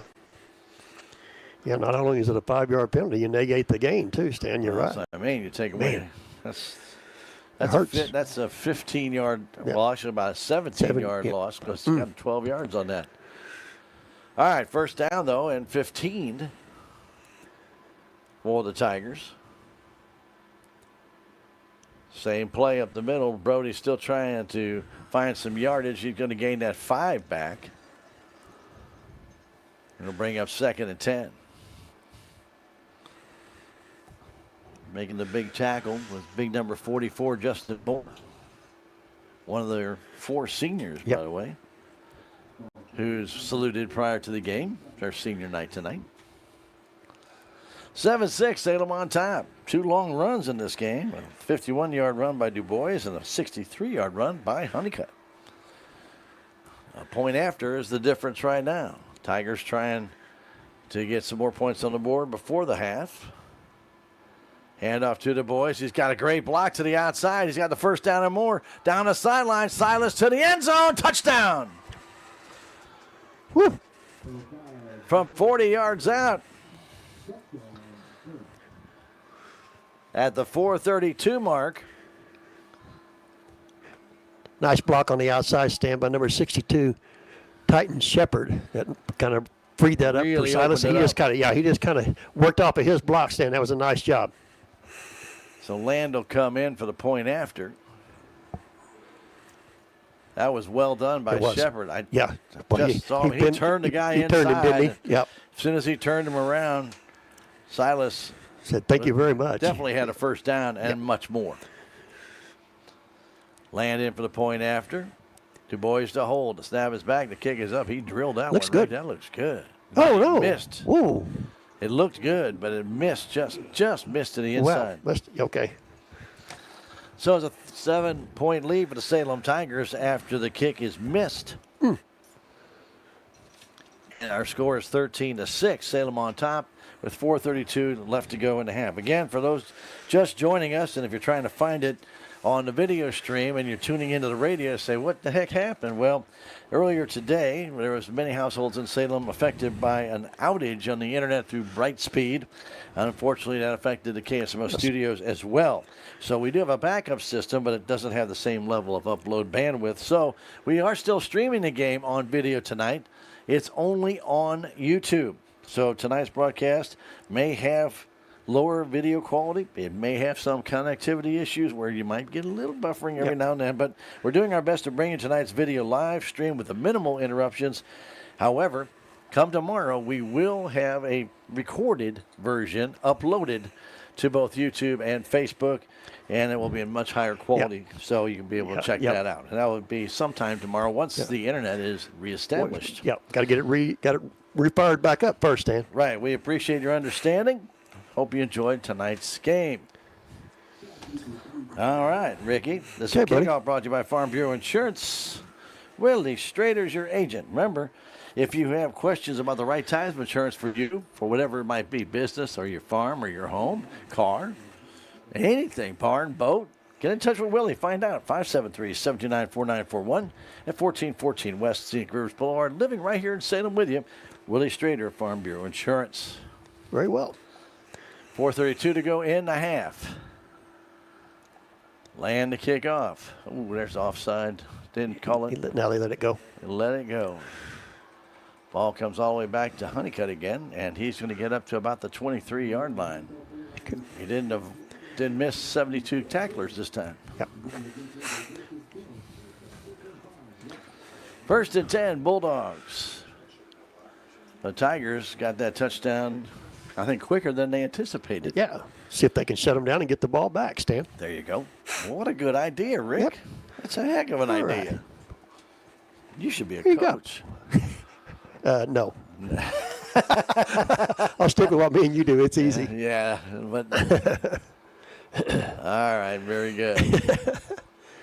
Flipping it back, trying to get that ball along, and it comes up the middle. I'm sorry, that's Honeycutt up there with a gain of 6. Briley Honeycutt with a gain of 6, 2nd down and 4. I had not seen that formation yet, Rick, and that was a little bit different. Honeycutt's got good speed. We see that. Yeah, he broke that first initial tackle stand to get that 6 yards. 2nd down, we'll call it 4. Mine was actually about 3.5. Ooh. Here in the same formation. Timeout. And a timeout called by Salem Tigers. With the score, Salem 13, Kabool 6 will come back in 30 seconds. This timeout brought to you by American Family Insurance agent Jonas Schaefer. Call him. The number is 573-729-5165 for all your insurance needs. Back in 30 seconds, Tiger Football, KSMO Media. Progressive Ozark Bank is proud to announce a better way to manage your debit card fraud alerts. Instead of a phone call, customers will receive a message on their text-enabled numbers if there is a concern on a debit card transaction. It's fast and easy. Want to find out how you can get fraud text alerts on your phone? Drop by or call Progressive Ozark Bank for more information. Progressive Ozark Bank, FDIC insured, where people matter. And welcome back to Kabool, Missouri. Stan Stevens, Rick Hoy with you here in the final regular season game of the 2025 season. Next week, it's district play. And again, we do want to remind you, we do plan on video streaming that contest, but it will not be available on KSMO Media because it's a district game. Misha controls those games, and it will be available on a pay-per-view on Misha.tv. We have no choice in that. That is just the way it goes. Yep.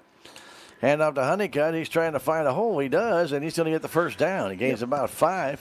He waited for the block. Rick finally got it and got the first down. Yeah, just kind of worked his way up through there, Stan. Got a first down out of that. Coming off the left side, again lining up in that single setback behind the quarterback who's in a shotgun. So that's very deep. Yep. It's worked. I bet you that they're going to try it again here shortly. Probably right now. Got Honeycutt on the wing. They got Skiles on the other wing. 2 receivers to the right side, 1 to the left. Now they back up and they hand that ball off up the middle and trying to get a little bit of running room with Skiles. He'll gain 3. Good play there by Smith. He caught him around the angle, turned him around, Rick. Yeah, he did. Stops him after a 3-yard gain. Tried to mess things up by having everything look like it's going left and then coming back right. Yep. A little bit of misdirection, Stan. Well, you know, it works sometimes. We've seen that before, haven't we? We have seen that many times. Yep. Double wing on the left. Actually, they triple up their receivers on the left. Trying to get a Honeycutt in that deep hole, and he picks up about 4. To the 43-yard line. They'll bring up 3rd down and still about 4. 2:33 to go, and Salem will burn a timeout here in the first half as Coach Myers wants to talk to his troops.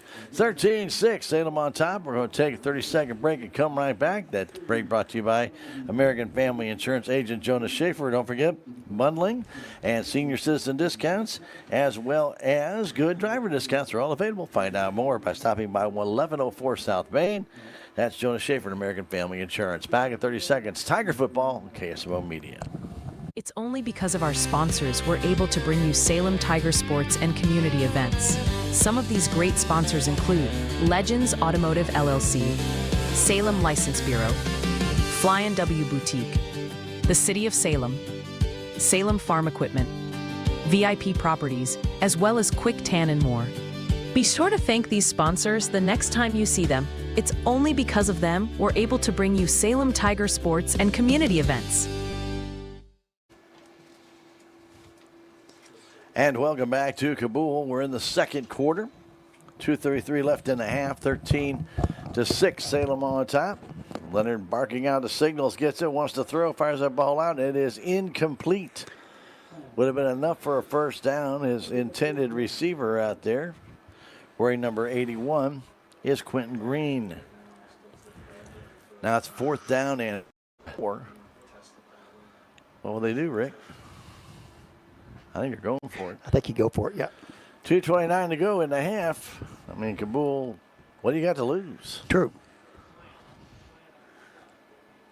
3 receivers in the pattern. And I think Salem made the move. They did jump, yep. They tried to draw him off sides, Rick, and that's exactly what they did. So the Tigers give them a first down.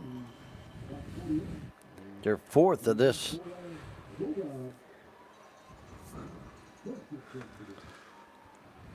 First half. Oop. Yep, got it. Oh, okay. Got it. Sorry about that. We're good, yeah. Flipping it back to Honeycutt, trying to get to the outside. Nice maneuver. Swerves through and gets about 8. Wow. He had to reach back for that one. True. Tigers had to grab him by the jersey to pull him down. A gain of 6, actually. They're going to spot him down at the 46-yard line with 2:10 and counting in this half. Well, that little deep running play that they're using is confusing the Salem Tiger defense. Just get an arm on him, Stan, but we can't bring him down. Well, it gives Honeycutt time to see the hole. Yep. Or see what's out there for a hole. True. Trips to the right with a wing that way. Back. Leonard fires that ball out, and it's complete to Long. He breaks a tackle and gets very close to a first down at about the 43. It should be a little shy. And it should bring up 3rd and 1 with 1:33 and counting left. Remember, Kabool has just 1 timeout left. Should be a little shy. But it looks like he may just go ahead and give it to him. He could bring in the chains. I think he is. Is he? I think he is. That's a fairly good spot. A little bit better than I thought it was going to be.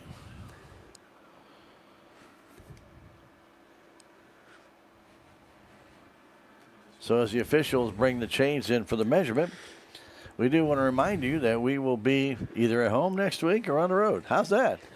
Hey, that's pretty close. Yeah. I would have to give that one to you. Nah, Good close. I tell you what, man. I thought I went on a limb on Well, that you one. did. I Yep. did.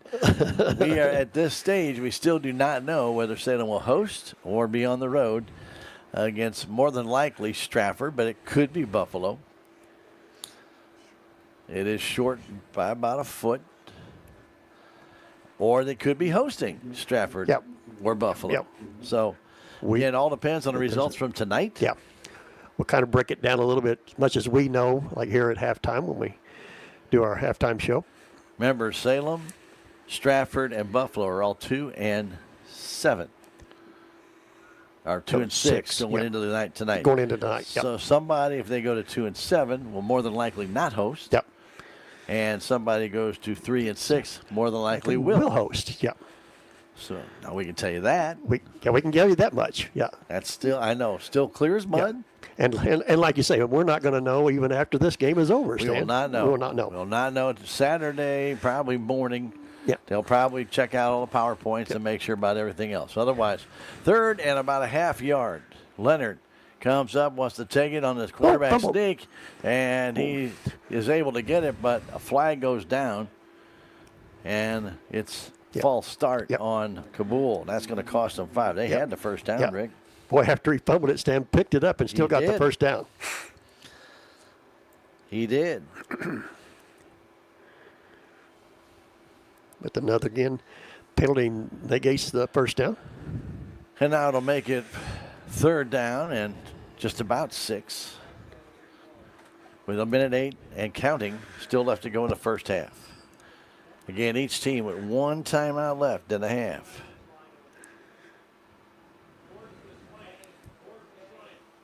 Leonard hands that ball off to Honeycutt, trying to weasel his way through, and he'll dive forward for a yard. He didn't get much there. No, he didn't. Thought he saw a little hole through the middle.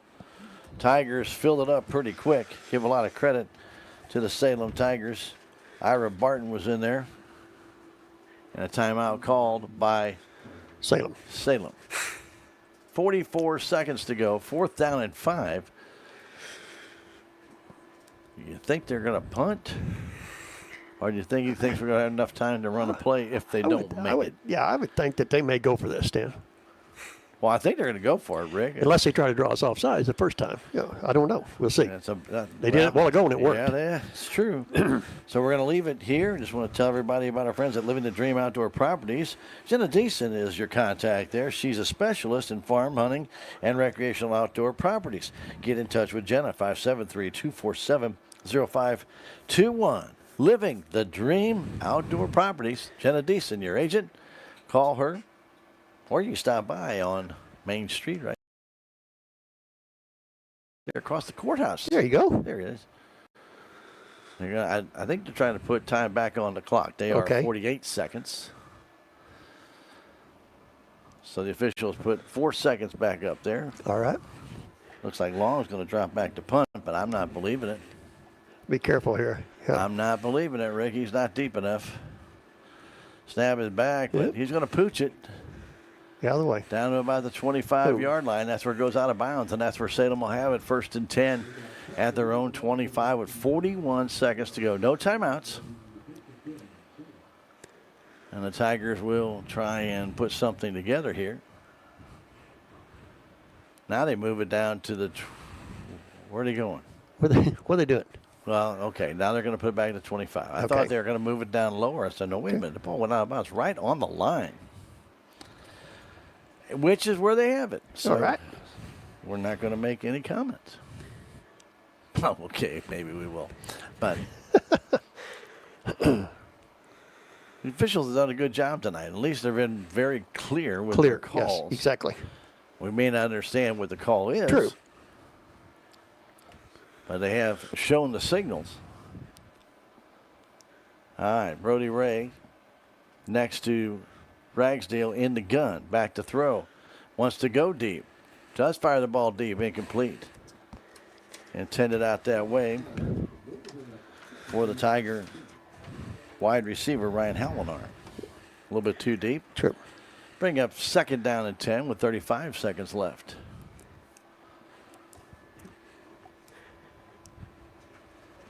Paxton Deason on the sideline, Rick. Okay.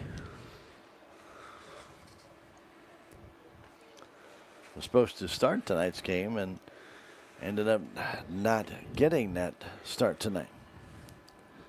Here goes Ragsdale looking for a pitch out, keeps it himself and goes up the middle for a gain of 9 to the 34-yard line. 2nd down, 3rd down and 1 with 20 seconds and counting left. Tigers going to have to really hustle to get off the play here. Yep. They could just let it wind down. Down to 15 seconds. Maybe they'll throw a long pass. Let's just wait and see. 4 receivers in the pattern. 9 seconds to go in the half. Ragsdale keeping it himself, trying to get to the outside. Back through the middle is thrown down after the 1st down and a gain of 9. And that'll do it for the half. Salem Tigers get their 6th first down, but time will expire here in this SCA game between the Salem Tigers and the Kabool Bulldogs here in Kabool. And the Tigers and the Bulldogs will go to halftime with a 7-point differential. Rick, I'm not sure anybody expected to see that. True. I kind of agree with you there, Stan. But we are what we are, and we still have a long way to go in this one, though. True. So we'll just see how it all plays out. But Salem Tigers and Kabool Bulldogs, the final regular season game. And it is right here at Kabool, and it is on KSMO 1340 AM 95.7. Again, because of some internet issues back in Salem, we are only streaming the game live on KSMO's YouTube page.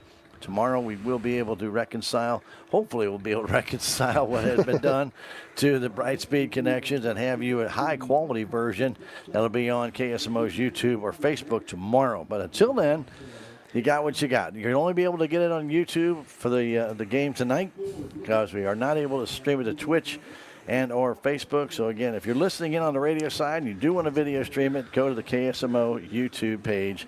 It will be available for you there. There you go.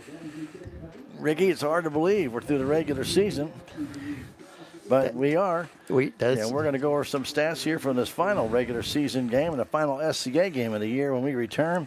It is Tiger football on KSMO Media. Every project is different, which is why Salem Truss uses modern engineering software to design, then construct quality trusses for your home, barn, or business. The size of the job doesn't matter, but the quality of the work does, which is why Salem Truss will deliver their trusses anywhere. Proud to support the Salem community, they're open Monday through Thursday from 7:30 to 4:30 and Friday from 7:30 until 11.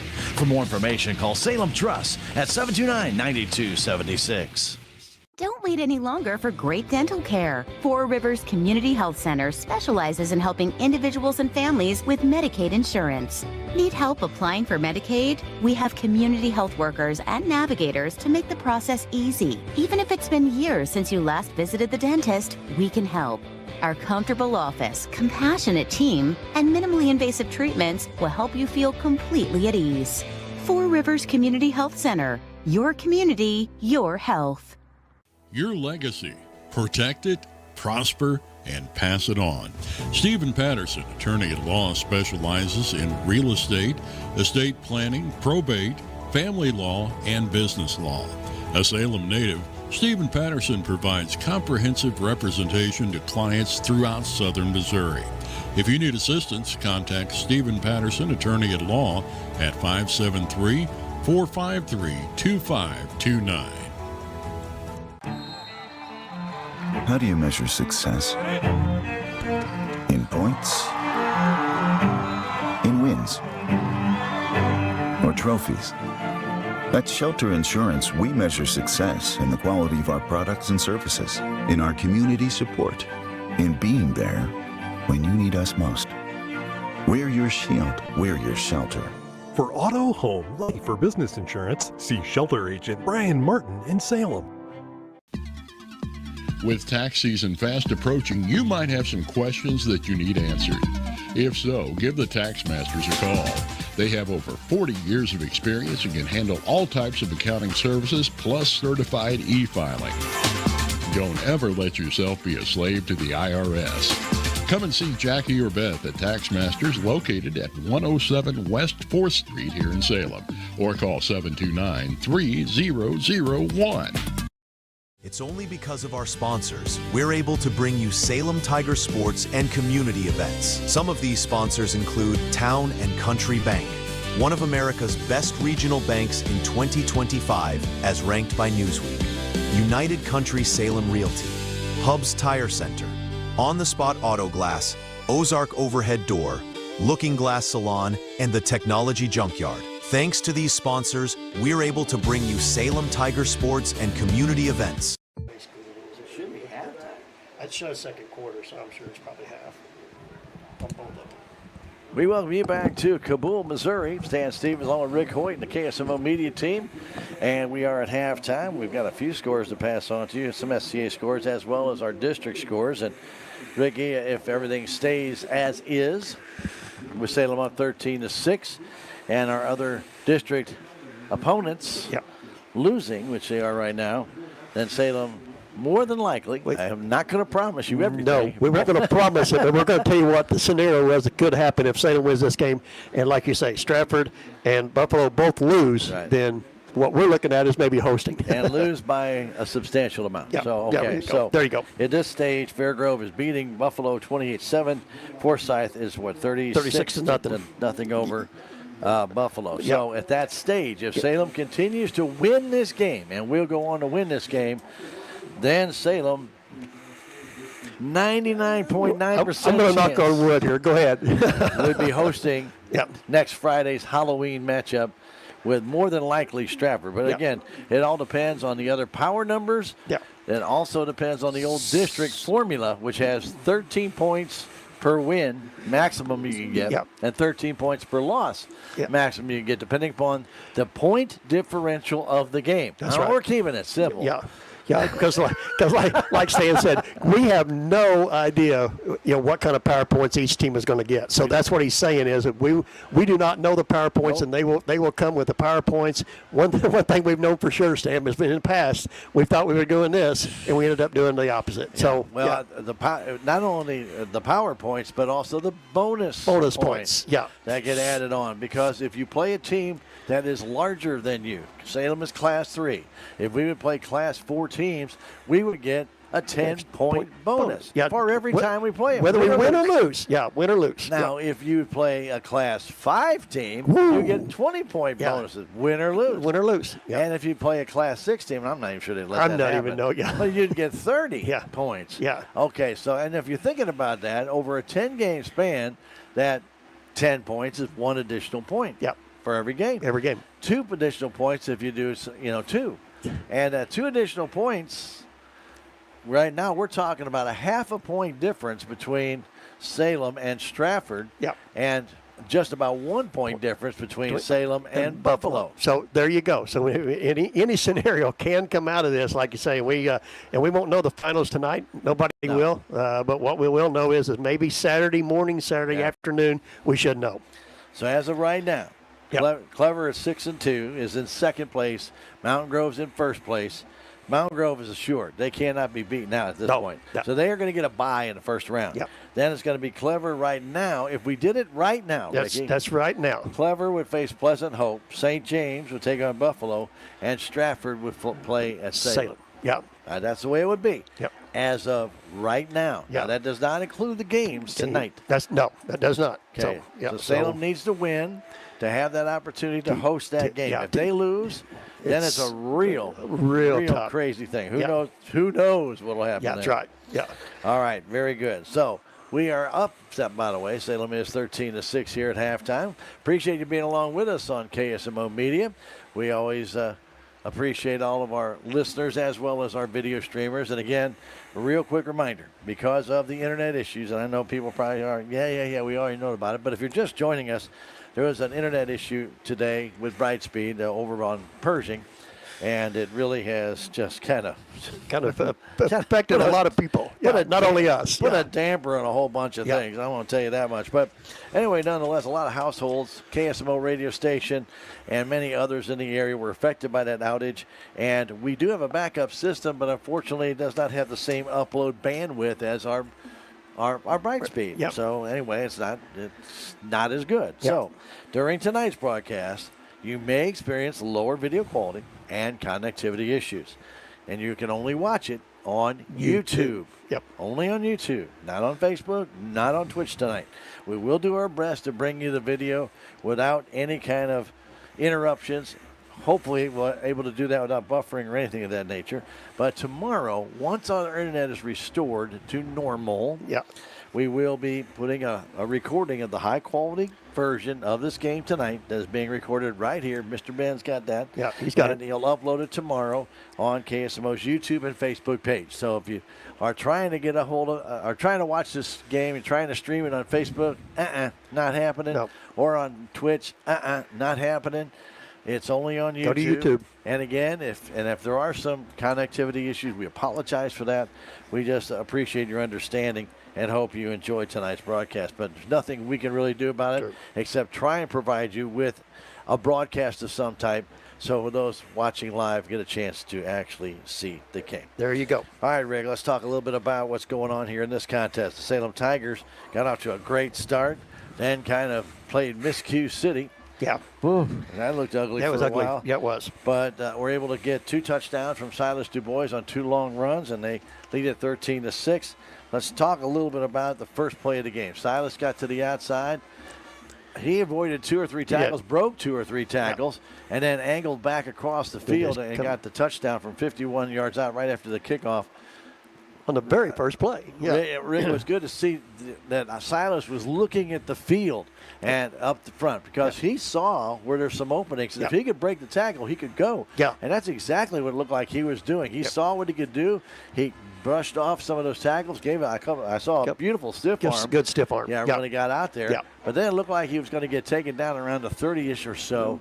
Broke that tackle and then came back across the field and scored the touchdown at the incredible time. It was a good run. 14 seconds. Nice job. Yeah, 14 seconds into the game. Wow, that Salem got off to a good start, but they kind of fizzled a little bit after that, Stan. But they kind of got it together. They got another touchdown before this half was over. So as you say right now that the Salem Tigers are hanging in there right now. Well, what we did talk about, though, was that it got ugly in that first quarter. It got ugly. Salem Tigers did have another good drive. They stopped Kabool, got the ball back. They got down the 11-yard line and fumbled the ball away. Yeah. And they were making a nice drive toward the goal line. Then Kabool comes back, and they throw an interception. Yeah. And then the Tigers turn around, and they throw an interception. And then Kabool punts the ball, and we muffed the punt. It got ugly. It did get ugly. You're right. Salem Tigers able to persevere, and then real nice run by Mr. Honeycutt. Riley got around the outside. I mean, similar to what we saw with Silas, except he was running from a deep position behind the quarterback, saw the opening, didn't quite go all the way to the outside, but cut in between the tackle and also his tight end, who opened up a hole. And then once he got through there, he broke 3 tackles, and then he was gone. Yeah, there was nobody left to bring him down from there, Stan. Once he broke through the initial charge, he got to the middle of the field, and once he got in the opening, Stan, he just took off. Point after was blocked, and that made it 7-6, Salem on top. But then right before the half of the 4:32 mark, Salem Tigers got the ball back at the 40-yard line and really did a good job. And this is right after their touchdown, by the way.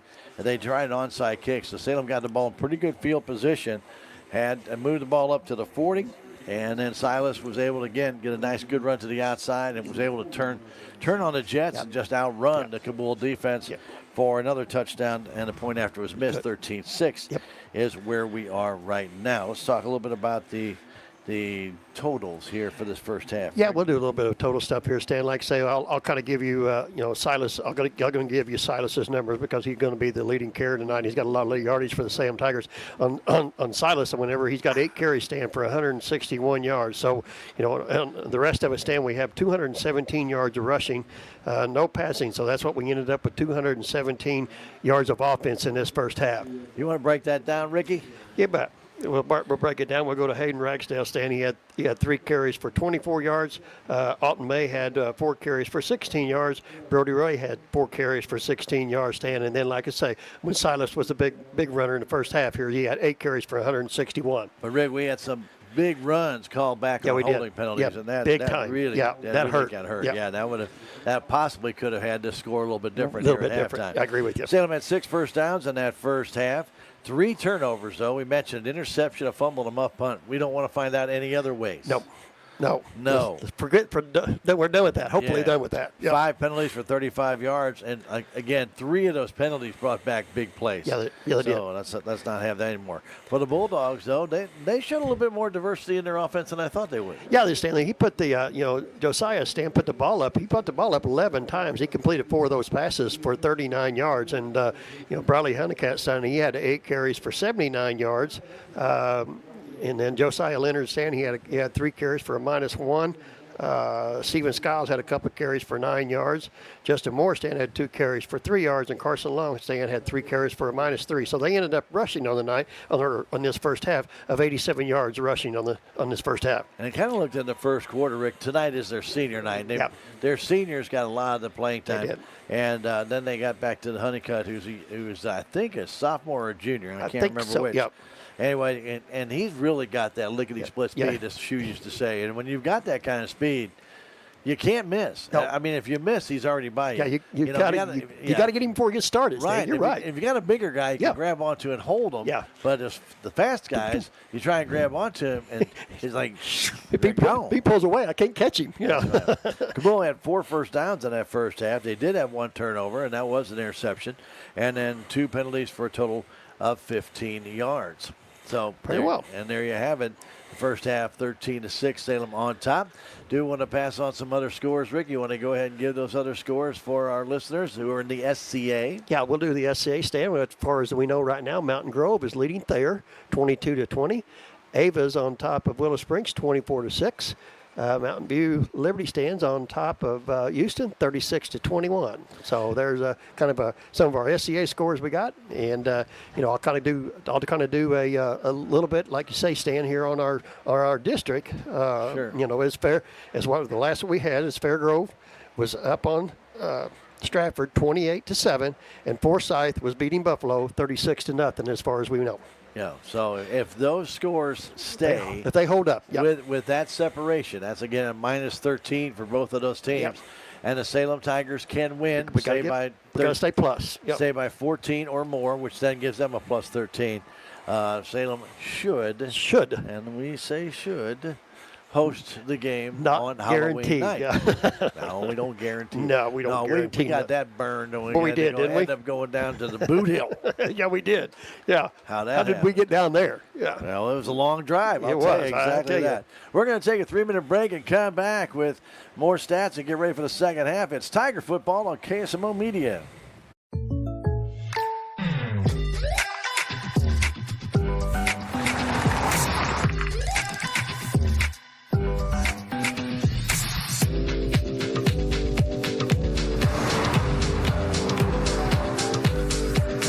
Your surprisingly great rates? Contact your local State Farm agent today.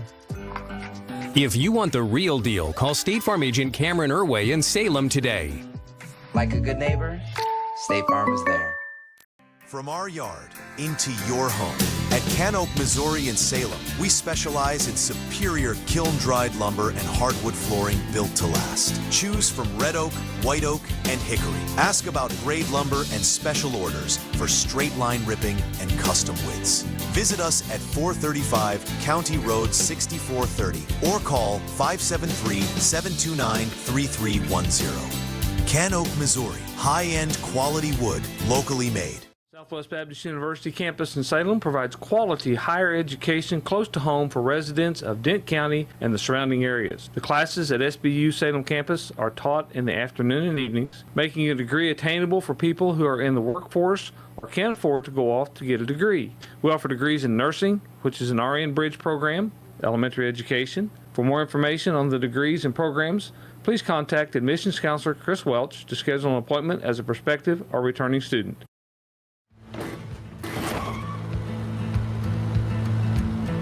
Sorry, Dad. Sure, you could get him a new car. You could also light a pile of money on fire. Because as long as Mr. It wasn't my fault takes the wheel on occasion, maintaining this car is your best option. So keep it running longer, stronger, with quality parts and a whole lot of Napa know-how. Dad, where are you going?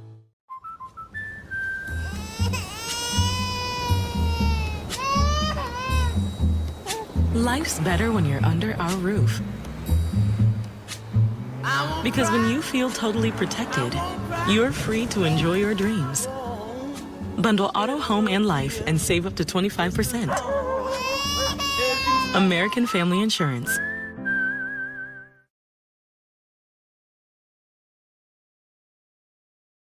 It's only because of our incredible sponsors we're able to bring you Salem Tiger Sports and community events. A couple of those sponsors include Discount Bins in Salem. Discount Bins has truckloads of new merchandise each week, and the prices drop every day until they're gone. Jet Tire and Auto, Salem's only licensed Lucas Oil Service Center.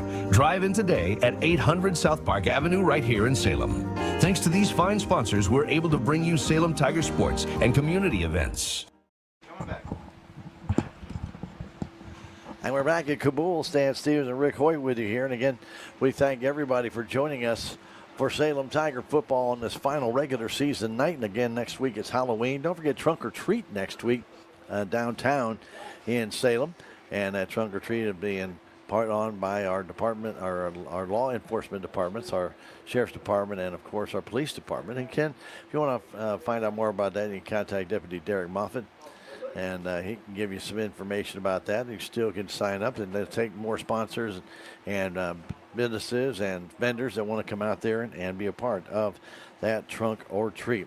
I do want to give a salute out. I told Coach Jared Patterson I'd do it, and of course I couldn't print it off. But I go, our 7th and 8th grade Tigers this year had a fantastic season, Ricky. Yeah, they have. And I want to give a big shout out, Coach Jared Patterson and all the coaches for our 7th and 8th grade Tigers. 7th grade went 5-0-1. They had one tie. And the 8th graders went 6-0. I believe it's the second year in a row our 8th graders have gone undefeated.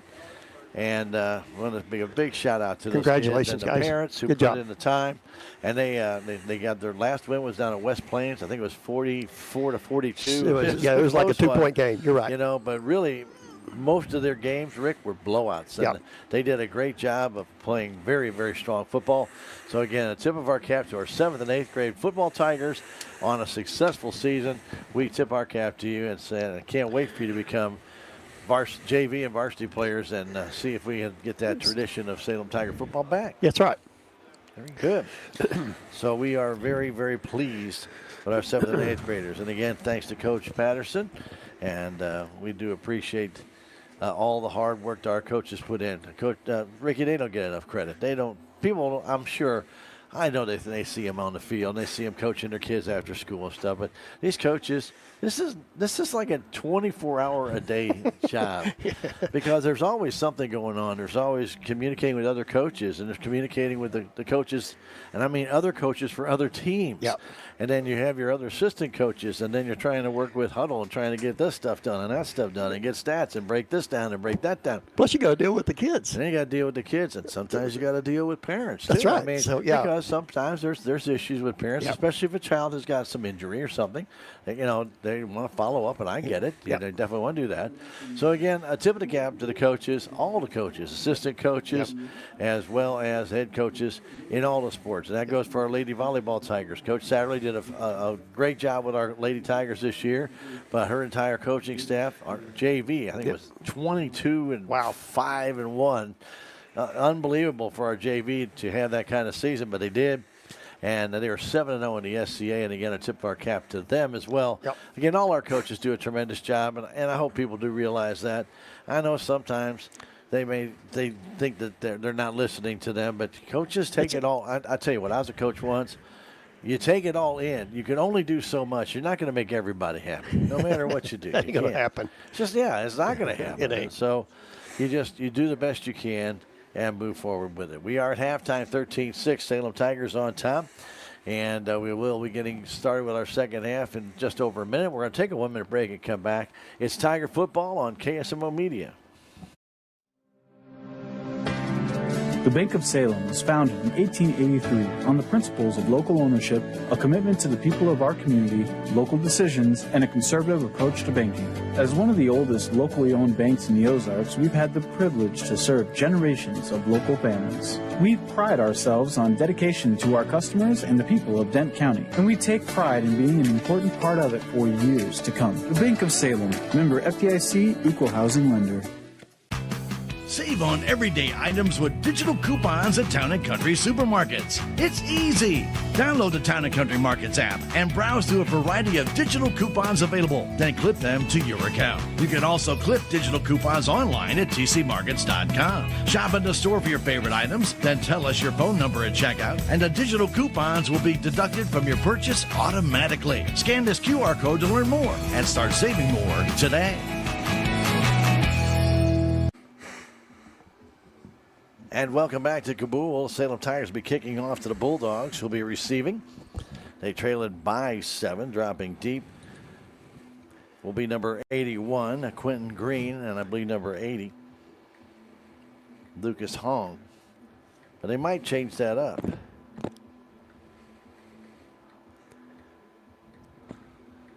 So Will Lane will do the cooking. He just might do the cooking too. That's true. We don't know.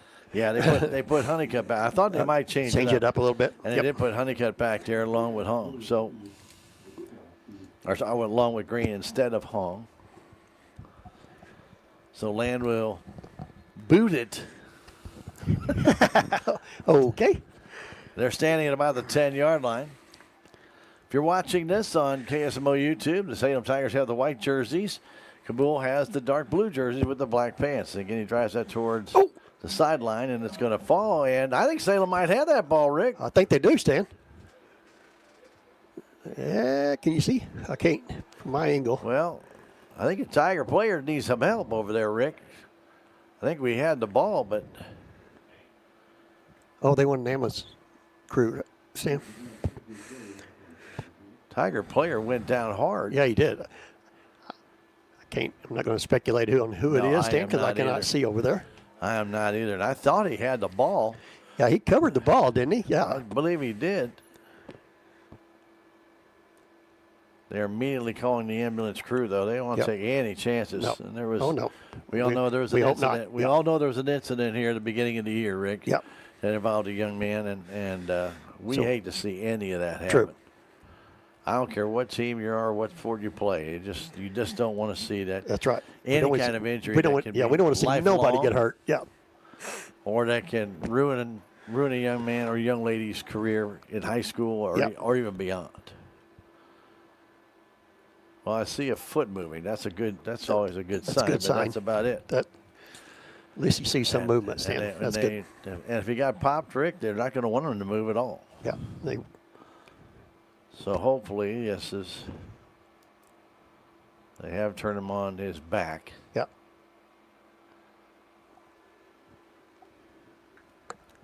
Yeah.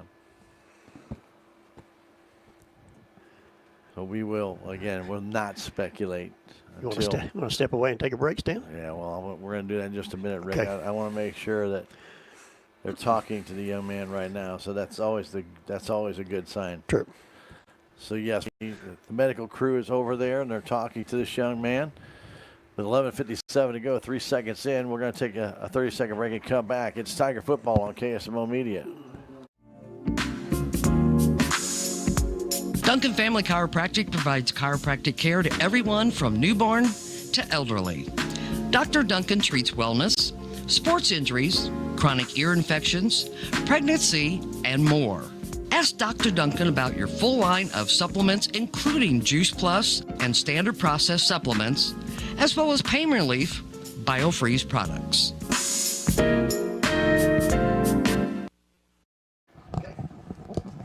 Welcome back to Kabool. Kane Barrett was the injured party, but he's walking off under his own steam. That's good to see, Stan. That was great news there. You know, Salem Tigers did recover the ball on the onside kick, though, and they had the ball at the 26-yard line. So Kane You did a great job getting the ball. Glad to see he could get up and walk off. That's Absolutely. right. I'm glad to see that he was able to come up under his own steam. Good deal. So 1st and 10. Ball at the 26-yard line for Salem on that kickoff. Yes, those kickoffs are live, and they are. And they hand the ball off to Silas. Breaks a tackle, turns the corner, cuts inside, back to the outside. Touchdown!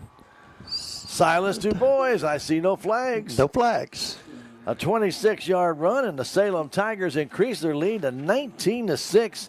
Again, Ricky, 1 second difference. He didn't have far to go this time. Yeah. No, he did not. DuBois with his 3rd touchdown of the night. This time, 26 yards, and the Tigers lead at 19-6. They are going to go for the point after. Thought they might go for 2 here. Just go kick it. Yeah, they're going to just kick it. Land in. His last kick looked good, but it just missed. This kick is blocked. Kick is blocked, and that'll make it no good. I think that Salem should have gone for 2. Should have gone for 2. Yeah, no. So the kick was blocked, and we are at a 19-6 game. Just seconds into this second half. DuBois, 26-yard run, his 3rd touchdown of the night, and the Salem Tigers lead it by a 13-point differential, which is as much as you can get. That's right. So as long as we're sitting right there. You know, that kickoff was brought to you by your friends at Farm Bureau Insurance. I meant to tell you guys that.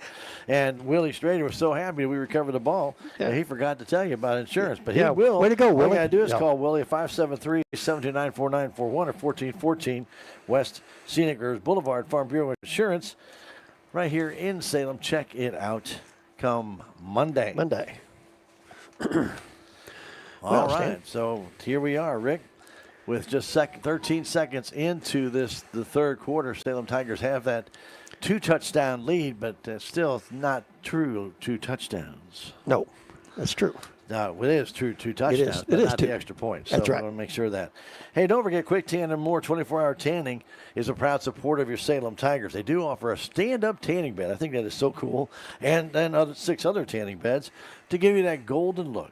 405 North Main Street, 573-453-8024. Again, that's 24-hour tanning. Do it when you wish. And that is courtesy of Quick Tan in Salem. Here we go, Stan. Land ready to kick it off, and he drives this one deep. Honeycutt will let it bounce off his foot. He picks it up there, comes down the sideline. He's got some running room, breaks a tackle, and then gets pulled down at about the 32 or so. We'll see where they're going to spot him down. Yep, 32-yard line. 32-yard line. First. He broke that one tackle, Rick. It looked like he had a lane, and then the Tiger reached out, and I did not catch the number. I think it was Max, Stan. Pulled him down. Yeah, I think it was Max. So again, Honeycutt will be the deep back here as they found a little new wrinkle they like. They've kind of gotten away from Moore as their fullback here lately. He's in, but he's in a wing. Flip it back to Honeycutt. He's going to try and weave his way through, and the Tigers, they've adjusted to this, and now they've shut him down after a 1-yard gain.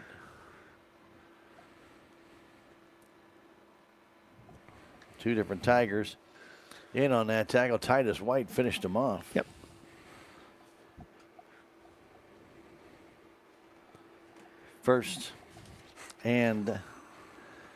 Second and 10. Second and 9. Excuse me. Yeah, almost 10. Almost 10. Yep.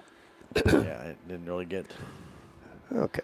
Give it again to Honeycutt. Honeycutt trying to find a little bit more running room. He is hit hard and taken down. I think that was St. Paul that made the first shot, wasn't it? And yeah, he got there was a number of good There was hits. numbers in there. Wow. Max Schlomer came up and put a good pop on him as well. 3rd and 7. When you get the guys from the backside, Ricky, coming up and reading the play, that's how you shut plays down. You got to come. Yeah, it's great that St. Paul got a piece of them, but then Max finished them off. Let me. 3rd down and 7. Play clock down to 13 seconds. Bulldogs coming up to the line. Like Hong and Green are wide to the right side. Back to throw. Leonard fires that ball across the middle, and it's caught and dropped. Ball was right in the arms of the intended receiver, Quentin Green, but the ball kind of popped up. It could have been intercepted as well. Well, looked like it was Calvin Malone was right there, Stan. Almost picked that thing off. He caught it in that like left arm and then got hit there, and the ball kind of came loose in the air just for a second. Looked like Salem might have a chance at that interception, which would be really beautiful at this stage right now, this game. Du Bois goes back to punt, goes long, and a ball snapped. He can't find it, and the Salem Tigers have it. It's recovered by Long at the 18-yard line, but the Tigers on downs will have the ball in excellent field position. Wow. First, I thought Salem jumped on the ball. I saw that Long came away with it, but on fourth down, he just couldn't get a handle on it, Stan. Looks like Salem will start from Kabool's 20-yard line on this drive.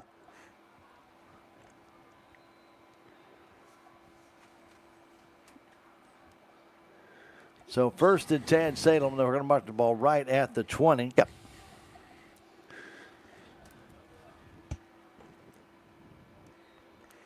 Ooh. And what's going on there? I saw him stop play, but legal. Whoa. I did not see anybody move. I didn't think we ever got set, Stan. Yeah, I didn't think I had that my was... glasses on. I did not see anybody move, but wow. Maybe. You seen something, yeah, I guess. Well, they did. Yeah. I didn't see it, but they did. Somebody did. No, I didn't see it either. I didn't either. Flag came in, though, at 10:09 left to go in the third quarter. 19-6 Salem. Ball now at the 25-yard line. Brody Ray at fullback. Alton May at left tail. Silas Du Bois at right. That ball, Brody Ray carrying it kind of. Ooh, hang on to that thing. Yeah, kind of. I didn't like that either. Kind of loosely. Kind of was trapped between his arm and his elbow. And also against his body, but he was able to pick up about 6, make it 2nd down and 9. That ball was tediously loose. Yeah. Yeah, I've seen a lot of I saw a lot of ball out there. I saw a lot of laces out there. I don't want to see that. All right, 2nd and 9.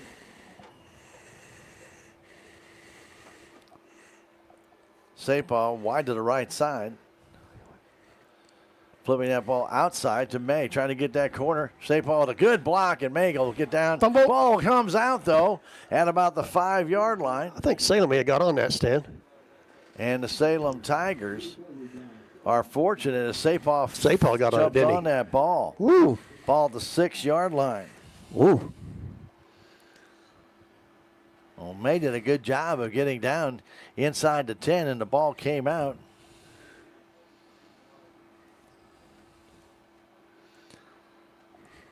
He was Johnny on the spot there. Yeah, he was. Moved the ball up 3 more yards. He said, Alton says thanks. Yeah. So ball to 6-yard line. 1st and goal. Salem Tigers giving it to Brody Ray. Ray gets down to about the 2 and gets pulled back. Ragsdale's trying to push him in. He's not going to go any farther. It's like a big scrum of 11 and 11. It was, wasn't it? So at the 2-yard line, they'll bring up 2nd and goal from the 2. There's stalemate. That's what you call a stalemate right That's there. Right. Who's going to push the hardest? Nobody's going to win. Your 11 versus my 11. We're all trying to just turn in circles. That's I want to go one way. You're going with him. Yeah. Everybody's pushing, and they keep pushing. You just keep going around. All right, 2nd and goal from the 2. Double wing formation. Whoa. And off to Brody Ray, and I didn't really like the way that is, and I'm not sure he's in or not. Still haven't seen a signal. I don't know. I haven't seen a signal yet either, Stan. I'm not even sure he had the ball. I don't know who had it. Ray had it. He started it, yeah. Going to call him short? Yeah, going to call him short, like about a foot short. Again, that was not a good clean handoff between Ragsdale and Brody Ray, and basically Hayden's hand was being taken with him. I mean, yeah, it was. He was taking Hayden with him. Yeah, and that's why I thought that ball might come out because it's just got his hand right on the tip end. All right, 3rd and goal from about 3 inches. Ragsdale. There he is. Gives it to Brody Ray. That's a touchdown. Brody goes in from a yard out. And the Salem Tigers increase their lead to 25-6. Good push by the offensive line. Stand there. They move the Kabool defensive line back and give Brody just enough room to get through. 7:25 to go in the third quarter. And Will Land will get another crack at it. Try it again. He's 1 for 3. Got to get at least 50%. Yeah, Come get to on 50. now, Will. Yeah. Du Bois to hold. Snap is back. The kick is up. He drills that one, but he might have missed that too. No, he got that. That was just inside the post. I knew yeah. it was really close to the post. Yeah. And this one is good. So Land with a point after makes it 25-6. That 26-6. Salem Tigers on top. 7:25 to go in the half. I want to thank our great sponsors for making it possible for us to bring you Tiger football, Tiger volleyball, parades, different events throughout the season. And these people are the ones that make it possible. Rock and G Western and Trading Post with their Western apparel, boots, and decor. You can go check that out at 3629 North Highway 19. Locally owned. You can check out all the great decor and Western wear at Rock and G Western and Trading Post, 573-247-5000. And Discount Bins at 1201 Scenic Rivers Boulevard in Salem, off to the east side. You can call them 573-543-2113. Now remember, on Thursdays they have to close down to restock, and they put all these incredible. Gotta have a timeout in the middle of the week. Timeout. Okay. Anyway, incredible treasure hunt for unbeatable deals then follows starting Friday. It gets cheaper and cheaper and cheaper as it goes on. Woo, it is something to see. Check it out for yourself. That is at Discount Bins, 1201 Scenic Rivers Boulevard East in Salem. Open Friday, Saturday, Sunday, Monday, Tuesday, Wednesday. But closed Thursday for restocking. You don't have the right score on the board. I think that's what he's trying. I think that's what he's trying to tell him. Yeah. Land ready to kick off. Well, it didn't work. He was trying to tell him because I seen him. Yeah. And the kickoff again goes towards Honeycutt. He'll take it at the 16. Honeycutt up the middle of the field, trying to kind of worm his way through. He got really low and then came back up. Yeah. Got out to the 35-yard line. A nice return of about 19 yards. Kind of sneaks in there, doesn't he, Stan? He did. They did change the clock. Did they change it? I've changed the score. 26-6, yes.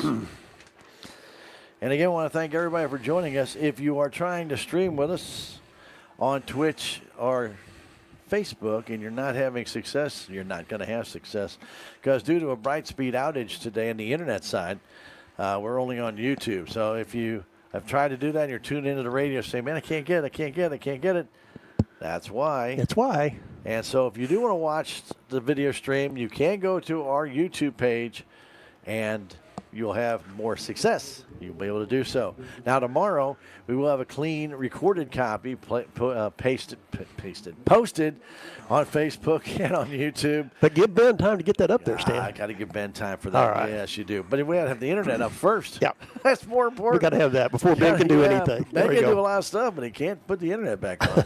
So anyway, nonetheless, but he will put that up there, and it will be posted to both Facebook and YouTube. And you can watch the game after the fact. Back is Leonard to throw. He fires it deep down the field. He has a man wide open, but he overthrew him. Green was open down the field. Tigers had good coverage. Hallinar was right with him, but about 2 steps behind him, and Brody Ray then tried to track him down as well. It'll be 3rd down and 11. A previous play, by the way, was rode by Honeycutt for a loss of 1. Yep. Before we got to the pass. Yep. Sorry. Gotcha. We're good. Telling everybody about the internet. We're good. Back to throw. Leonard looking. Has time.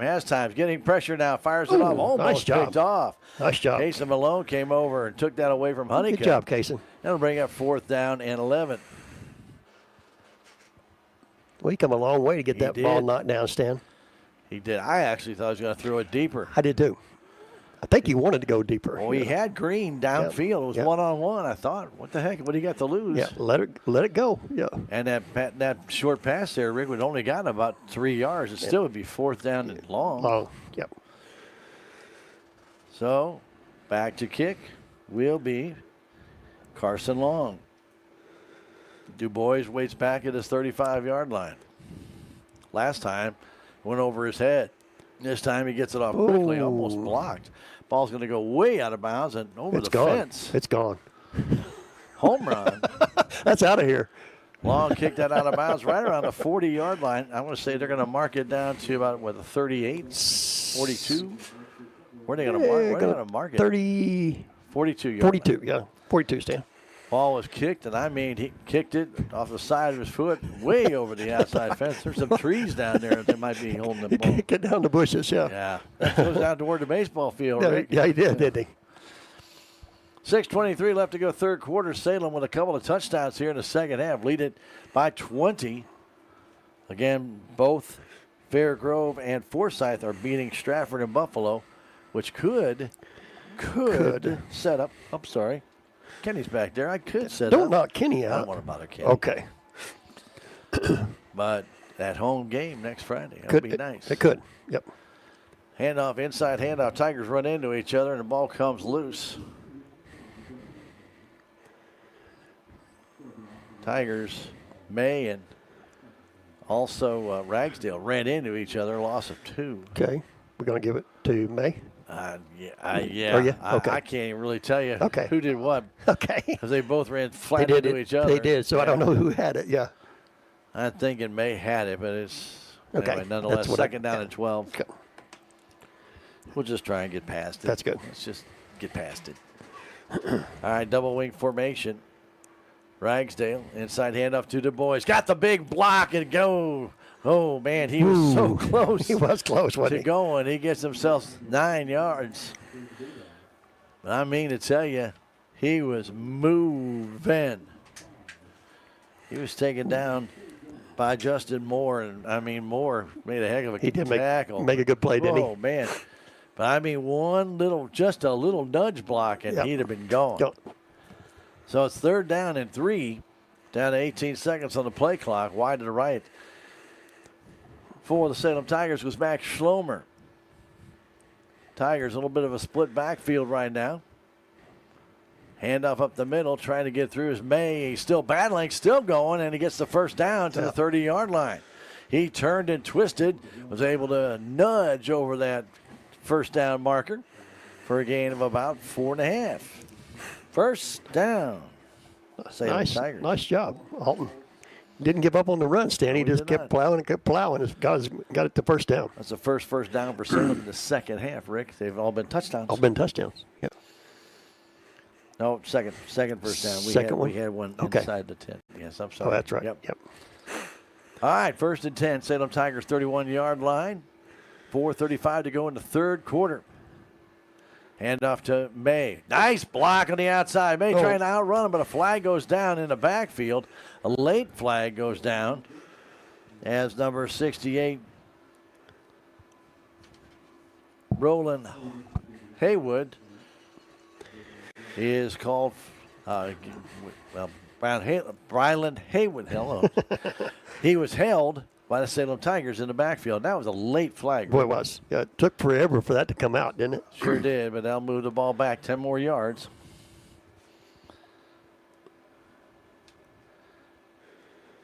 Well, Ricky, that is 7 penalties for 50 yards. 7 for 50. So bring out first down and 20. Yep. 4:25 to go in the third quarter. 26-6, Salem on top. They keep shooting themselves in the foot. Yeah, they do. Yep.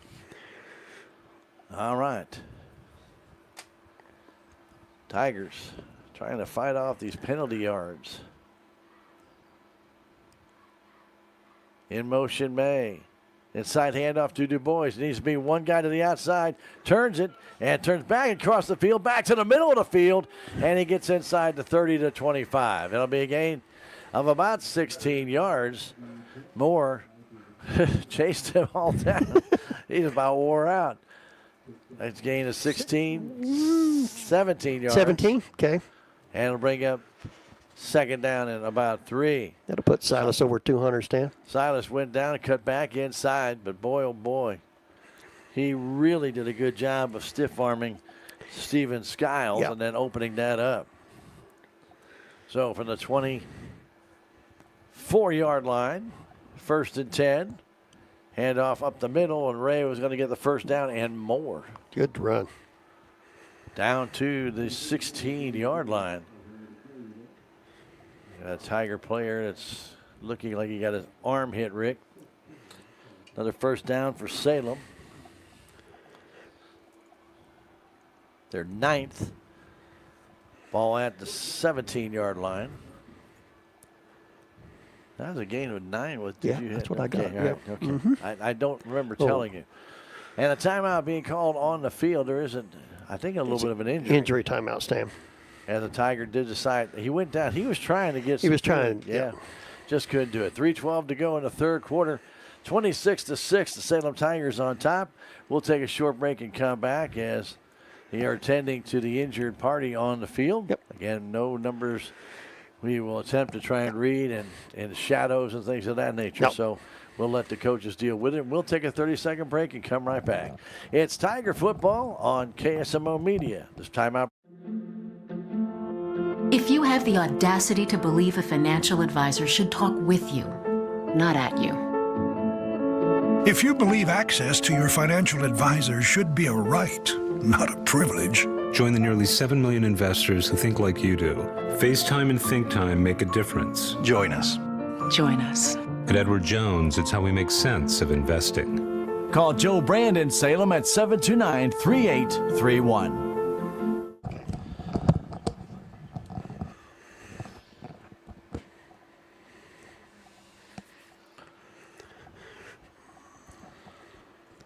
Welcome back to Kabool. Titus White, the injured party, walked off under his own power. Again, he's not ready to come right back in the game, but he's... Give me a break. Yeah. Give him a few seconds. Yeah, let him get a drink.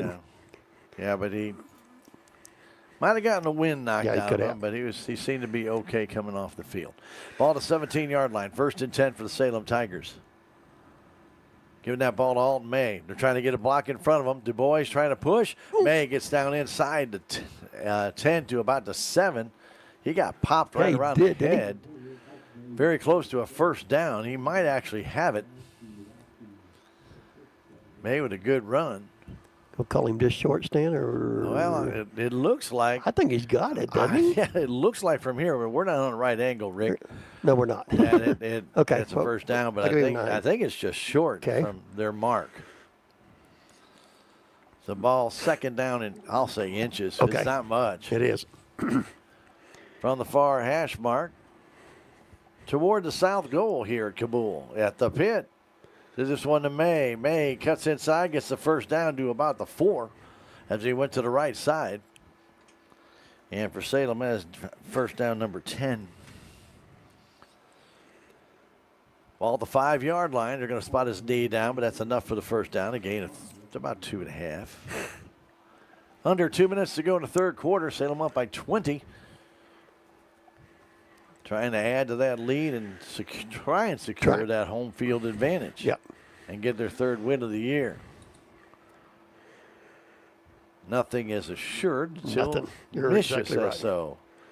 Misha, they are the last word. They do. Hand out to Brody Ray. He's in for the touchdown if they give it to him, or they're going to spot him down. Yeah, he's in. He's in. 6 yards out, Stan. Yes, sir. Okay, gotcha. Ray is 2nd touchdown of the night from 6 yards out at the 1:33 mark of this third quarter, and the Salem Tigers get their 3rd touchdown of this quarter, and they lead it. Well, wait a minute, Rick. I didn't see no flag. Did you? Now they're going to say now they're going to say shift. Okay. Okay. I didn't. I thought the flag was underneath all the players. That's why we didn't see it. All right. Okay. Well, we have to scratch that out. Still was a nice run by Brody. It was a very good run. Very good run.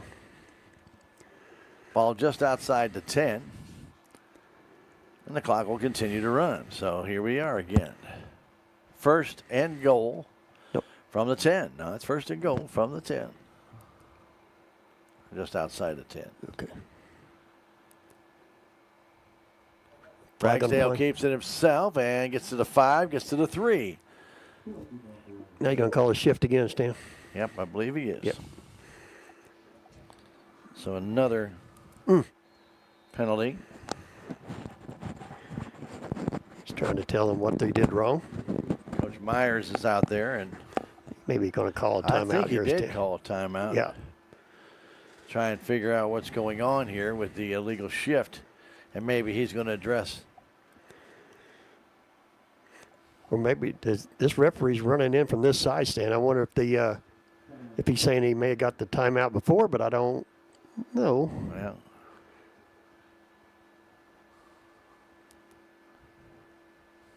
I don't know, Rick. I don't either. Yeah, I don't either. Okay. Anyway, it'll be another 5-yard penalty. And move the ball back to the 15-yard line.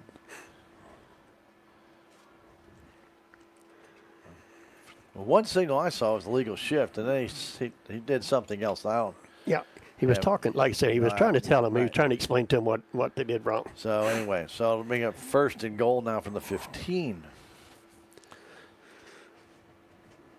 60 yards in penalties on 9 penalties for Salem.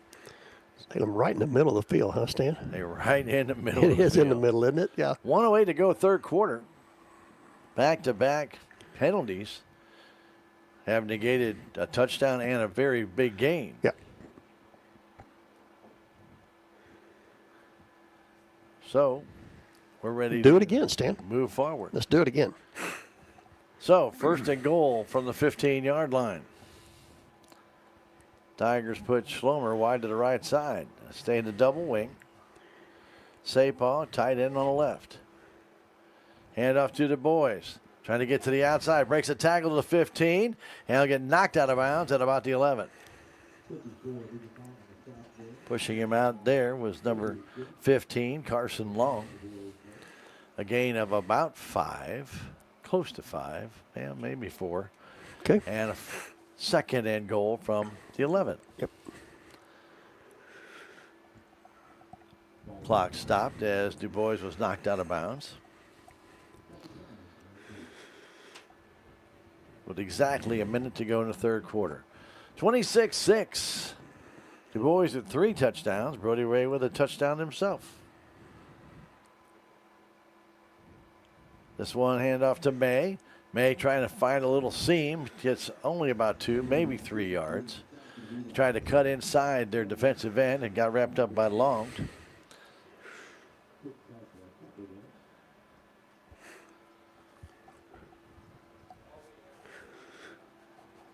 They'll bring up 3rd and goal, but from the 9.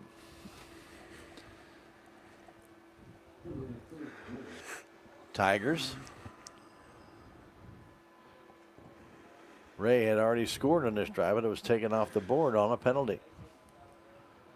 So 3rd and 9 from the 9 for Ray. Ray still driving. Brody Ray is in for the touchdown. He got it. Still waiting on the signal, and he finally got it. Whoa, he just plowed his way in, Stan. With 14 seconds left, Ray on the 9-yard run makes it a 32-6 lead. And Land in for the point after.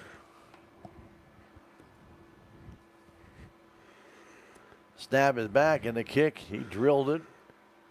And it's good. So Land with a point after makes it a 33-6 Salem Tiger lead. And Ricky, this is what the Tigers needed to do coming in here to Kabool. Bulldogs a little shorthanded. They've had some injuries this year. Sure. They've lost a few players. They don't have a lot of numbers, but I'm going to tip my cap to them. They're playing their hearts out. Yes, they have. And it's senior night, and I know that, and they know their season has not been what they wanted it to be. But, you know, give credit to them. They're giving the Tigers a battle, and the Tigers have been able to, as of right now, outperform the Bulldogs, especially on the ground. And that really has been the difference in this game. So the Tigers up 33-6 on the touchdown. 2nd of the night by Brody Ray from 9 yards out. Right here in Kabool at the pit. At the pit. You know what? They really have fixed up the This is all improved, Stan. They've done a nice job with it. There's no more wall at this end? There is the wall. Okay. But there's no more end zone on the wall. Okay, gotcha. It's not kind of marked up on? It's not painted on the wall like it used to be. Yeah. All right. And people I think they think we're lying. No, we're telling the truth, folks. Yeah. About a foot and a half of the end zone was actually painted on the wall in the corner of the pit. And you could actually have your foot inside there on the wall, and you would be in bounds. He'd bounce. I mean, he's right. It was crazy. It was, yeah. But they have made it beautiful. I mean, the field's in moved very it down, good shape. and, They have done a nice job here. Yeah, they have. So tip our cap them again to them. Land's going to kick off. Kickoff brought to you by Farm Bureau Insurance. Willie Streeter, your agent. It comes down in the hands of Green. Green trying to go to the middle of the field. Now he stops, trying to figure out where to go, and he is cut down by the Tigers. Yep. Getting down low with Sapal, took out his feet. Yep. And Green's not happy about that. He looks like he's limping a little bit. Got him right in the shins. He did. And I don't like that either. Yeah, that hurts. It does 4 hurt. seconds left in the third quarter. Bulldogs will have the ball at their own 28-yard line. Green comes wide to the right side. They're going to go that double wing with Moore kind of as a blocker. Now back in motion goes Skiles, but they give an inside handoff to Honeycutt, trying to turn that corner and get in the outside. A great tackle Nice made job by the Salem Tigers. Nice job. Coming up there making that tackle for Salem. Ricky, number 16, and I lost my sheet. Is that Mr. Smith? That is Drake Smith. Yep. He got around the ankle. He run him down, didn't he? Yep, and he got only a yard. That's going to do it for the end of the third quarter. 33-6, Salem on top. We'll take a 1-minute break and return for the fourth quarter of this SCA contest from Kabool. When we return, it's Tiger football on KSMO Media. I am a Missouri Farm Bureau insurance agent, and I'm here to talk about life, your dreams, your work, your family, and how you can protect it all with a company that will talk to you with the honesty of a farmer and take care of you with the integrity of a neighbor. I'll make sure no detail is left uncovered so your family can breathe easy. Because just like you, I chose to build a life in Missouri too. I'm a Missouri Farm Bureau insurance agent, and I'm from Missouri for life. Want to change a life in just 1 hour a week? Thanks to the opioid settlement funds through Healthy Dent County, the Mentoring Makes a Difference program is here, connecting caring adults with local students. 1 hour of your time can make a lasting difference. Join us today and become a mentor. Contact liberty@salemcommunitycenter.org or call 573-729-8163. Mentoring makes a difference. 1 hour, one child, one big impact. And welcome back. Starting the fourth quarter. Leonard waiting for the snap, gets it, flips it back to Honeycutt, who's trying to find a gap up the middle. He had it, and hesitated just a little too much that time, Ricky. He'll pick up still about 6, but he's going to be short of the first down. Okay. It'll be third, about 3. So they have found something with Honeycutt setting up behind the quarterback. He's almost 9, almost 10 yards deep. He just kind of looks at the field stand and just goes where there's an opening. So right now he's 8 yards deep and 3 yards behind the quarterback. 3rd and 3. They're going to flip it back to Honeycutt. Tigers can get him there quickly, and they do, and they send him down for a loss of 1. Woo. He tried to run between two Salem would-be Tigers. I don't think that's really the best place to run. No, he tried. White, who's back in the game, was part of that tackle, as was a number of Salem Tiger players on that one. And the second part. No. Oh, the second page? Second part. Gotcha. And Jaden Hicks was in on that tackle. All right. So 4th down, they're going for it right now. They fired a pass across, and it's too short. Incomplete. The pass intended for Green, but it was too short, and the Salem Tigers will take over an excellent field position again, Rick. Okay. They've had some short fields in this second half. Yeah, they have. Doesn't add up for a lot of yardage on the stat sheets. True. But Tigers can really probably put it away here with a touchdown. Yep. Leading at 33-6, 2 touchdowns by Brody Ray and 3 by Silas DuBois. Silas not in the game right now, by the way. Tigers have put in a few JV guys and trying to give as many guys the chance to play as possible. So we're going to probably see some different players. Yep.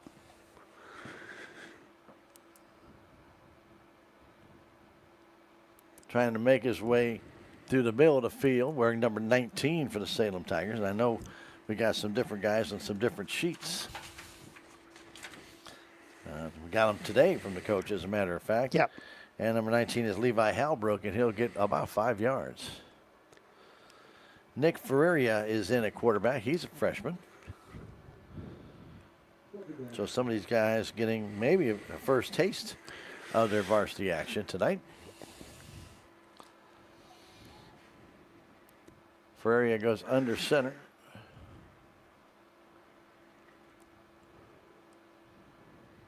Giving that ball off and trying to find a little bit of running room for the Salem Tigers. There is a chance of that being a first down. It is a first down for number 6, Rylan Renault. Okay. Well, Rylan Renault with a gain of 8 and a first down for Salem.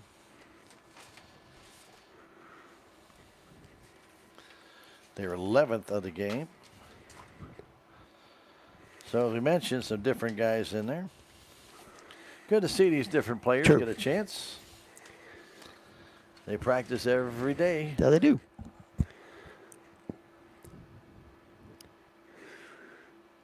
This time the handoff, trying to go inside and backing for about 3 yards, wearing number 11 was Trip Creek. So Creek gets about 4. And about 3 of that backing up. Yeah, he did, didn't he? 9-10 to go in this game. 33-6, Salem on top. Up by 27 points. Would they go for 2, Rick? To get to 35? Don't know. Yeah. Hand up to Albrook again up the middle, and he's going to get about 3, maybe 4. Just diving up the middle. Yeah. Nothing fancy there. They'll bring up 3rd and 2.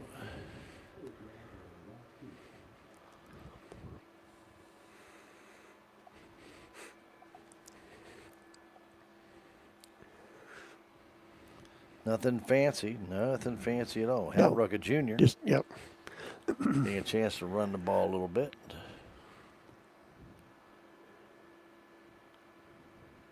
Third and 2. Handoff inside and getting a first down and a gain of about 7. No flags down. Okay. For the Salem Tigers. Ryland, wasn't it? Yeah, Renault. Tigers with 12 first downs. Yep.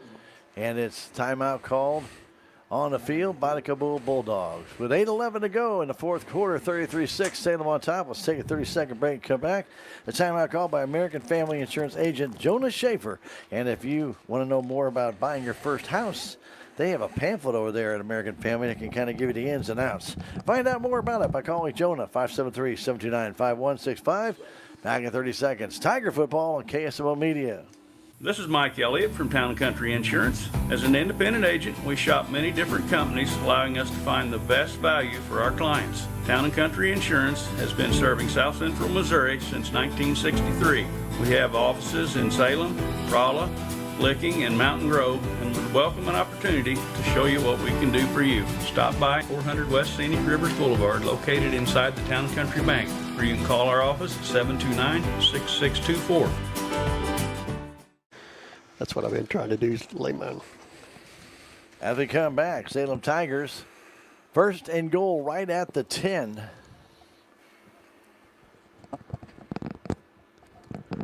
Creek, Renault, Halbrook at the running back positions.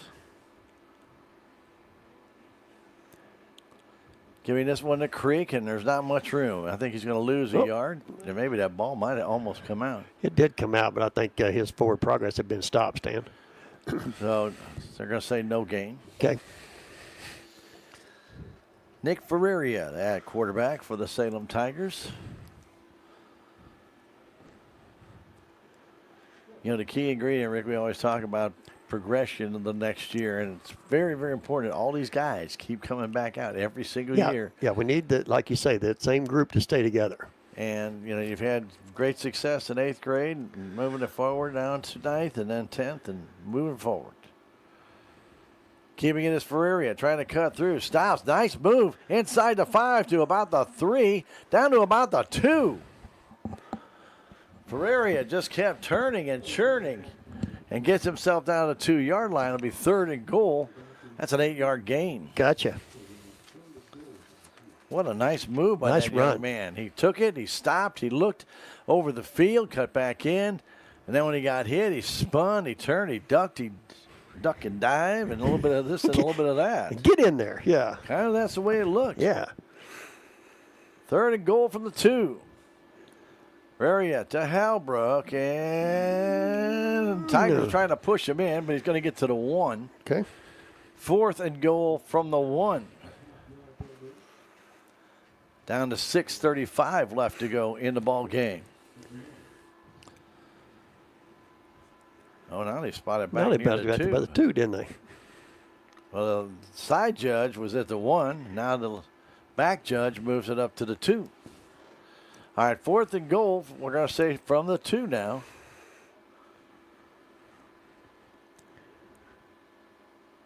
Ferreira keeps it himself on the option, and he's going to get thrown down for a loss.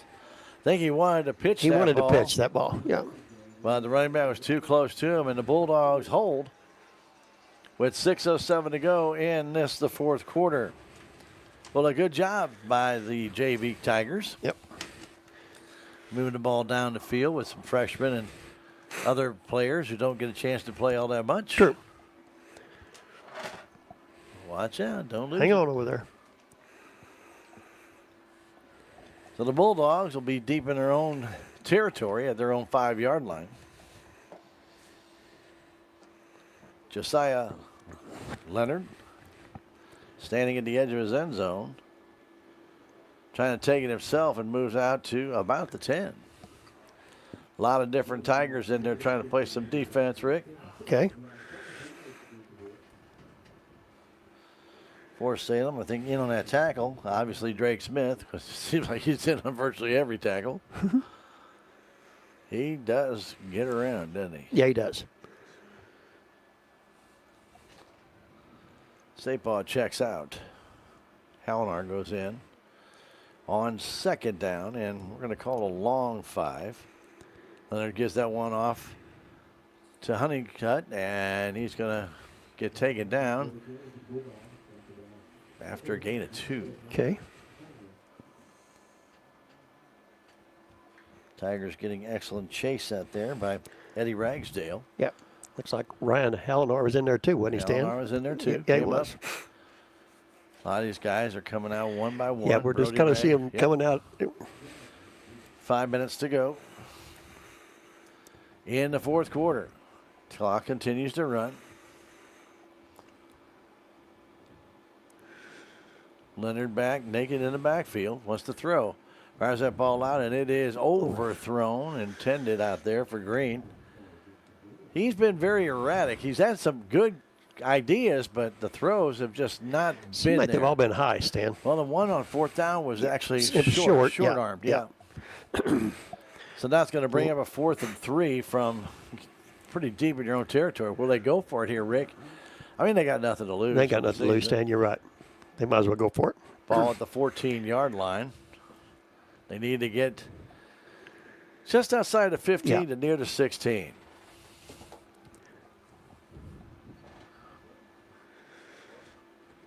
Snap is back, keeping himself as Leonard. He comes right up the middle, and he's going to get the 1st down. Gain of 5 out to the 18-yard line. That's our first down of the 2nd half. Yep. With 4:39 to go.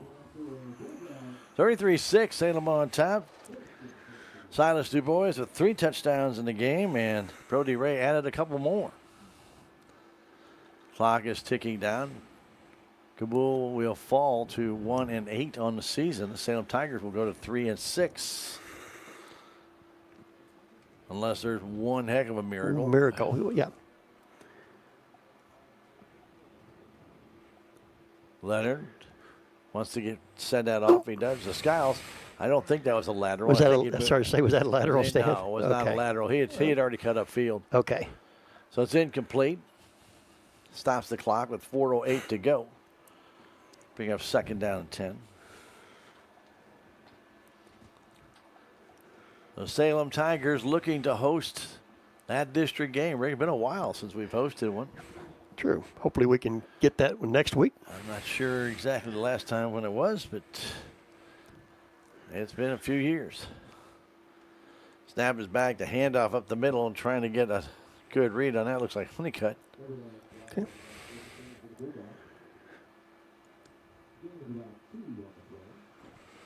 Gain of about 2, right to the 20-yard line. They'll bring up third down, about 8. Okay. We're in Cabool, Missouri.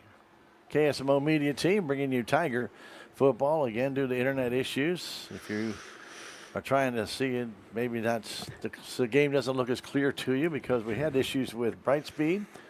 We are on a secondary system, so the upload speed is not as good as we normally have. That pass in the middle almost picked off. Pass led Carson Long by just a little, and very close to being picked off. That was by real the Salem close, Dan. Tigers.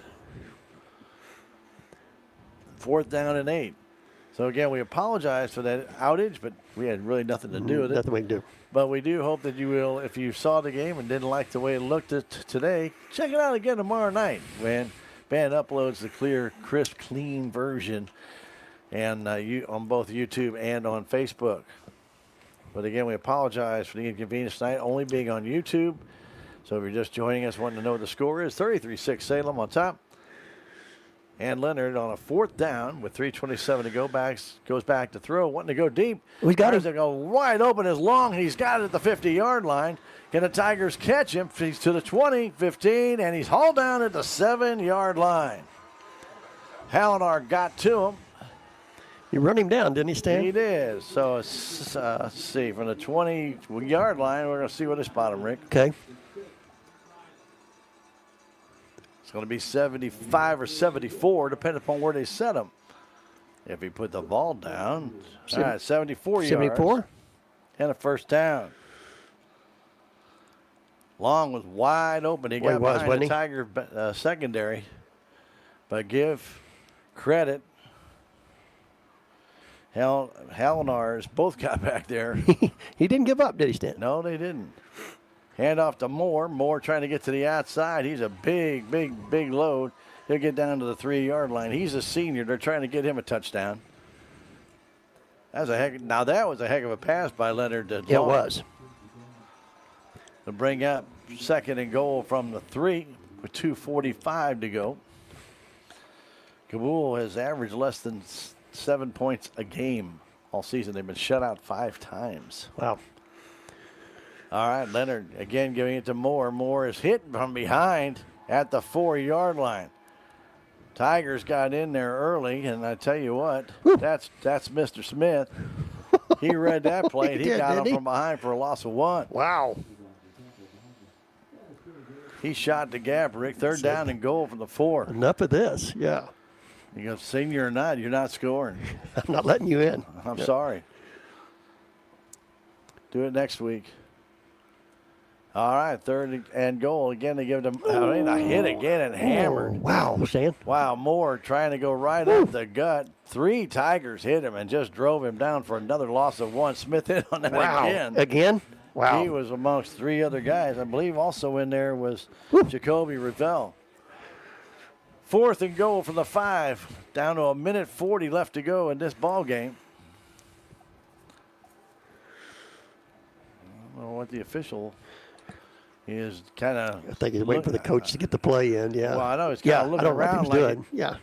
He's waiting on something. 4th and goal from the 5. Back to throw.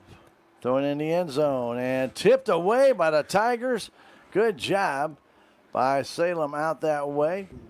Pass intended for Long and tipped away by Tiger player Rylan Renault. Ryan really did a good job to get out there. And Rylan, we don't always see it play a lot of defensive back on the varsity side. Made a heck of a play there and tipped that ball away from Long, who was trying to dive for it at the flag. And the Salem Tiger offense will take over 1st and 10 at their own 5-yard line. Well, Kabool has 2 timeouts left. Rick, I'm not sure they'll use them. Well, I say that, and then a timeout is taken by the Salem Tigers. Okay. With 1:18 remaining in the regular season, it's the Salem Tigers 33, Kabool Bulldogs 6. Let's take a 30-second break and come back. It's Tiger Football on KSMO Media. Hi, I'm Susie Cahill, Director of Healthy Dent County Fitness Center. Are you looking for a place to begin your journey to better health? Come inside. Never in my life have I been in another atmosphere where everyone was so friendly and eager to help others. It's not just the staff, it's the members. They're so passionate about what they do and so excited to help you. If you're ready to begin your journey to better health, come by and see us. Welcome back to Cabool, Missouri. Stan Stevens, Rick Hoyt, and the KSMO media team. We appreciate you being along with us. It's 1:18 left to go in the regular season. We will not have final stats for tonight to let you know what exactly the districts will be. So True. I know people are saying, well, who are we going to play next? Yeah. We don't know. Don't know. So Tigers take a knee.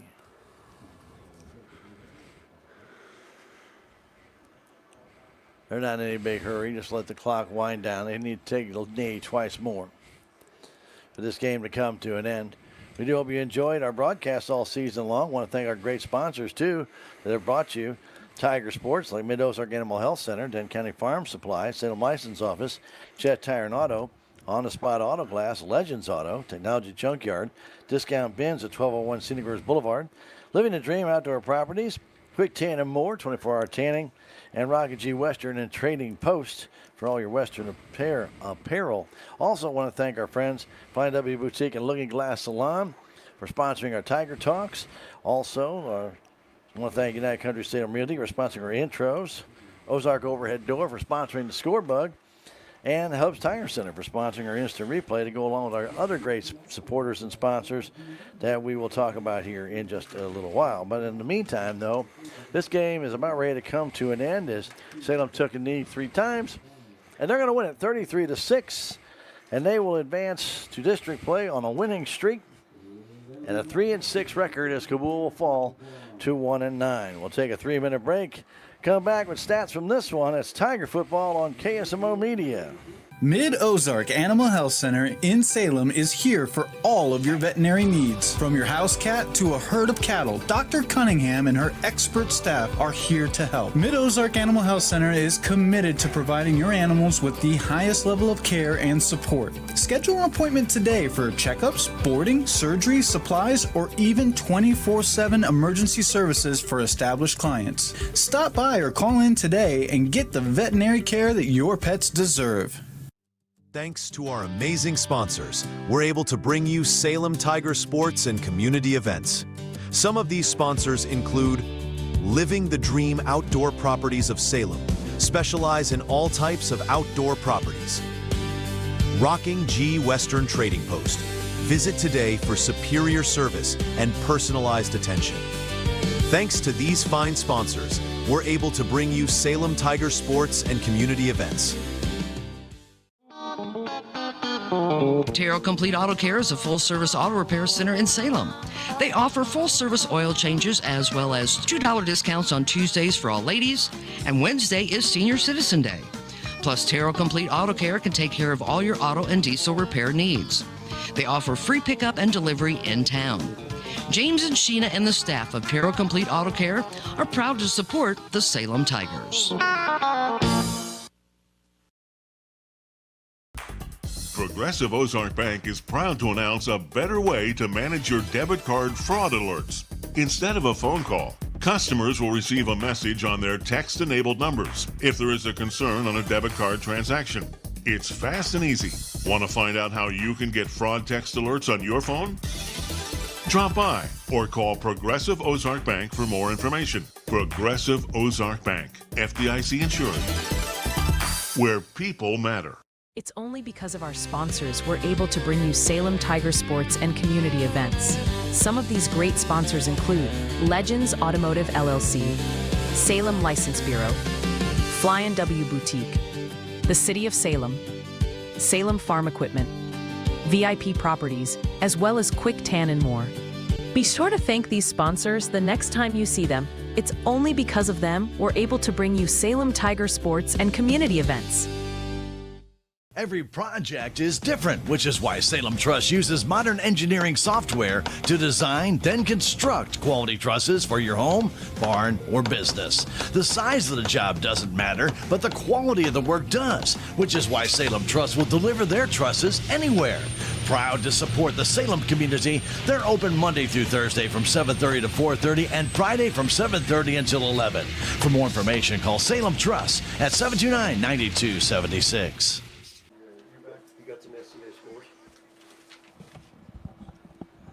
And we're back here at Kabool. Stan Stevens along with Rick Hoyt, and Salem Tigers defeat Kabool 33-6. They did their part, Rick, to try and host that district first round district game. They've done everything that they could do. They won, and they won convincingly. That was kind of the key, but now it's up to Fairgrove and Forsyth, and they are both kind of doing their parts. Yeah, you're right, Dan. Those two teams right there are, like I say, are beating their opponents. Let's say for Stratford tonight. So far stands with the score that I've got is 35 Fairgrove, Stratford 7 in the fourth quarter, and I don't have any update in the second half on the Forsyth Buffalo game. But at halftime, Forsyth was beating Buffalo 43-0. Well, so there we go. So I'm pretty sure. I don't know how that one's going to come out. Yeah, exactly. So the Tigers did what they need to do, and now it's all up to Misha and their incredible formula to figure out if we're going to be hosting or we'll be on the road. And I guarantee you, people say, well, with these points only a half point apart, it shouldn't be a big deal. I guarantee you, by the time it's all said and done, it's going to be either barely over or barely under. One of the two. Yeah, I guarantee. We've been there before, folks, and we're thinking it one way, and like you say, then saying like Stan said, we ended up down to Boudreaux. But that's the way it goes, and and we won't know, like you say, until they do all the extra points and all the calculations and stuff until they actually get all the seeding done for the districts. And so again, it's all based upon there's power points and there's strength of schedule points. Yep. We do not know what they are. We do not know. Only the soothsayers at Misha have the idea of what that is all about. They will have the final say, no doubt about it. That's exactly correct. That is right. Absolutely. Well, Salem Tigers, again, we mentioned, they did their part. They won 33-6 tonight. They got off to a great start tonight. They dominated on the ground, Ricky, with a nice rushing effort. Kabool Bulldogs gave them a good fight. I'm going to tip my cap to these guys. They are right now undermanned. They've lost some guys. They had a huge injury back at the beginning of the year. We know that had to devastate their football team. Yep. Even though, yes, that person is doing well, I understand. And but nonetheless, that's a scary thing. So anyway, nonetheless, the Tigers and the Bulldogs matched up. The Bulldogs, again, being undermanned, did the best that they could. But got to give the Tigers credit tonight. They didn't look – well, they looked sharp on the very first play. But then the rest of that first quarter, was ugly. That was ugly, like you said, especially for a team that knew what was kind of ahead of them tonight, Stan, to come out, like you say, and had, like it was, well, here we go. We already got the first touchdown. Let's just coast the rest of the way, and that wasn't happening. No, it didn't. It didn't happen either, and it's. I don't want to say unfortunate because the Tigers did win the game, but you hope that the kids would come out and be a little bit more focused and get – it's great to score in the first play of the game. We haven't led many times. Yeah. Okay, so – but that's just the first play of the game. The first play of the game. Yeah. We still have we got a lot of play to go. 47 minutes and 46 seconds of football left. Yeah. And that's 7-0. That is not a safe lead. That's right. Yeah. And Kabool proved that. They came right back. They scored in the second quarter to make it a 1-point game. Tigers did score before the end of the half to make it 13-6, but then dominated the second half and pulled away 33-6. Let's talk a little bit about the stats individually, Rick. First off, let's do it for the Kabool Bulldogs. Yeah, let's start off with Josiah Leonard. Stan, he had 5 completions. 20 attempts for 113 yards of thrown on the night with 1 interception, Stan. 1 interception, but 1 nice 74-yard pass. At the end. Beautiful. That got his yards on that one right there. But that was a beautiful pass. Beautiful one. Yeah, it was a nice pitch and catch there. You're right. And let's give a little credit to Tiger defense. Halinars, both of them were chasing them down, and they got to him at the 6-yard line. They didn't quit. They didn't let him score. Yep.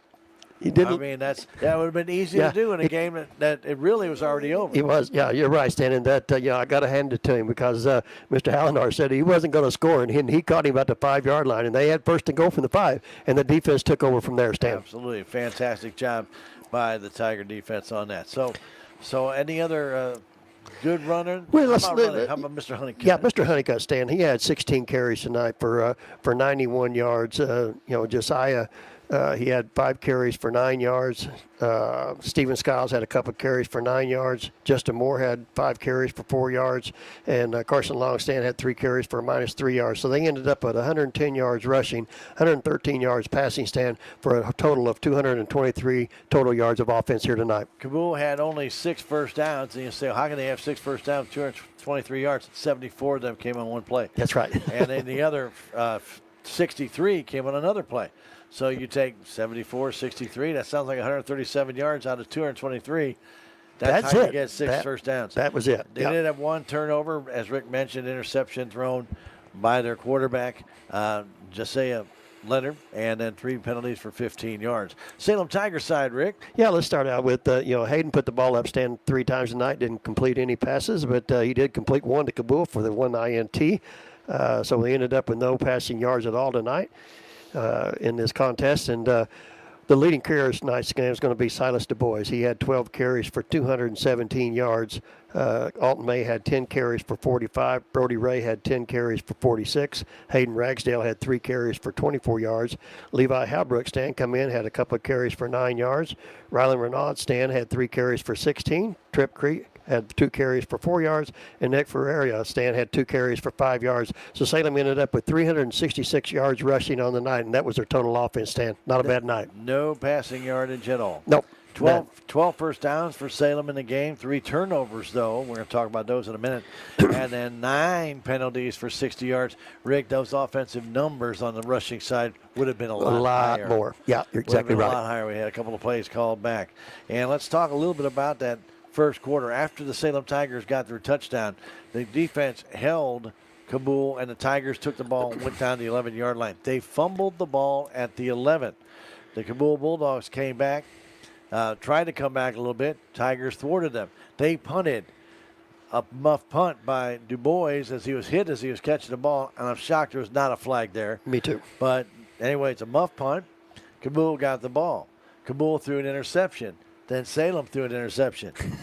Back to back. And then Kabool scored. I mean, okay, it's kind of crazy, but it is what it is. Yep. But that made it a 1-point game at that point, Rick. And Tigers did come back, and then Du Bois got a second touchdown that first half to make it a 13-6 game. But Rick, that was a close ball game. It was kind of nip and tuck there, yeah. But the Tigers' inability to score on that second drive changed this game. Yep. At least it did for the rest of the first half. Yeah. Then they got some breaks in the second half. On an onside kick to start the half, Tigers, Kabool could have been credited with it, taking that kick. It did not hit the ground. I actually thought, and I had, of course, we're looking for a stanchion right here. You got a little wall in your way there, and Stan. it looked like to me that he did get on top and kick it off the ground, but we were told by our excellent KSMO media team that did not happen. And so you can't catch a kickoff in the air. That's right. So it has to hit the ground first. But be that as it may, they did get the call right. I'll give credit to the officials. Yep. They got together, they got the call right, and then the Tigers were able to take that in and score. Then on the very next play, the Tigers recovered the ball on a kickoff, like Kabool wanted to do, and of course Kane Barrett came down with that one. Yep. And so you really had to, and then we scored on that. At that point, you knew the game was now in control of Salem. Yep. And so they really worked their magic. They got a couple more touchdowns after that and put the game away. And we'll tell you all about that scoring here in just a moment. But again, the Tigers with a good, solid effort tonight. They win it over Kabool 33-6. We're going to take a 3-minute break and come back. It's Tiger football on KSMO Media. Don't wait wait any longer for great dental care. Four Rivers Community Health Center specializes in helping individuals and families with Medicaid insurance. Need help applying for Medicaid? We have community health workers and navigators to make the process easy. Even if it's been years since you last visited the dentist, we can help. Our comfortable office, compassionate team, and minimally invasive treatments will help you feel completely at ease. Four Rivers Community Health Center. Your community, your health. Your legacy. Protect it, prosper, and pass it on. Stephen Patterson, attorney at law, specializes in real estate, estate planning, probate, family law, and business law. A Salem native, Stephen Patterson provides comprehensive representation to clients throughout southern Missouri. If you need assistance, contact Stephen Patterson, attorney at law, at 573-453-2529. How do you measure success? In points? In wins? Or trophies? At Shelter Insurance, we measure success in the quality of our products and services, in our community support, being there when you need us most. We're your shield, we're your shelter. For auto, home, life, or business insurance, see Shelter Agent Brian Martin in Salem. With tax season fast approaching, you might have some questions that you need answered. If so, give the Tax Masters a call. They have over 40 years of experience and can handle all types of accounting services plus certified e-filing. Don't ever let yourself be a slave to the IRS. Come and see Jackie or Beth at Tax Masters, located at 107 West 4th Street here in Salem, or call 729-3001. It's only because of our sponsors we're able to bring you Salem Tiger sports and community events. Some of these sponsors include Town and Country Bank, one of America's best regional banks in 2025 as ranked by Newsweek. United Country Salem Realty, Hub's Tire Center, On the Spot Auto Glass, Ozark Overhead Door, Looking Glass Salon, and the Technology Junkyard. Thanks to these sponsors, we're able to bring you Salem Tiger sports and community events.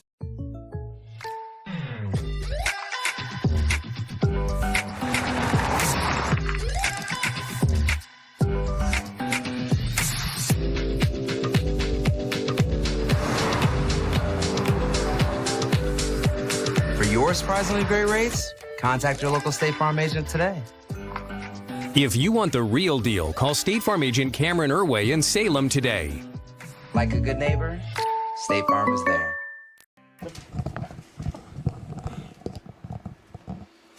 Well, welcome back to the Kabool pit, and the Salem Tigers coming away with a 33-6 win. And again, they are now 3-6 on the year. Stratford looks like it's going to fall to 2-7, as will Buffalo, as both of those teams were losing. Matter of fact, the final did come in on the Forsyth win over Buffalo, 43-0, and Fair Grove was leading Stratford 35-7 late in the fourth quarter. So it looks like those two teams should fall. Salem, if all probability, what we see, is out there, we should be hosting the game next Friday night. However, again, we will wait till the official word from Misha before we do not hold us to that. before we start popping corks and get ready for a Halloween home game. But nonetheless, right now it looks like the Tigers did what they needed to do, coming down to Kabool and beating the Bulldogs by a score of 33-6. It started out great for the Salem Tigers. After the initial kickoff, Silas DuBois went 51 yards and really, Rick, it was a very, very nice run by Silas. Little pitch to the outside. He took it around the end and then was able to break two tackles, use a stiff arm to get a little separation. And it really was just a very nice run by Silas. And then when he got down the sideline, then cut back to the middle of the field and went in for the touchdown. The point after by Land was good, 7-0. And then for the Kabool Bulldogs. And man, we already talked a little bit about that cluster of mess in the middle of that third quarter. I'm not going to go any farther on that one. But it was just some ugly football, and really by both teams. It was not beautiful at all. But then when Kabool got the chance after the Tigers couldn't do anything and turned that ball back over on that interception. At the 6:27 mark, Honeycutt goes 63 yards, and the kick after was blocked. 7-6, Salem on top, and that's not what the Tigers wanted to have happen.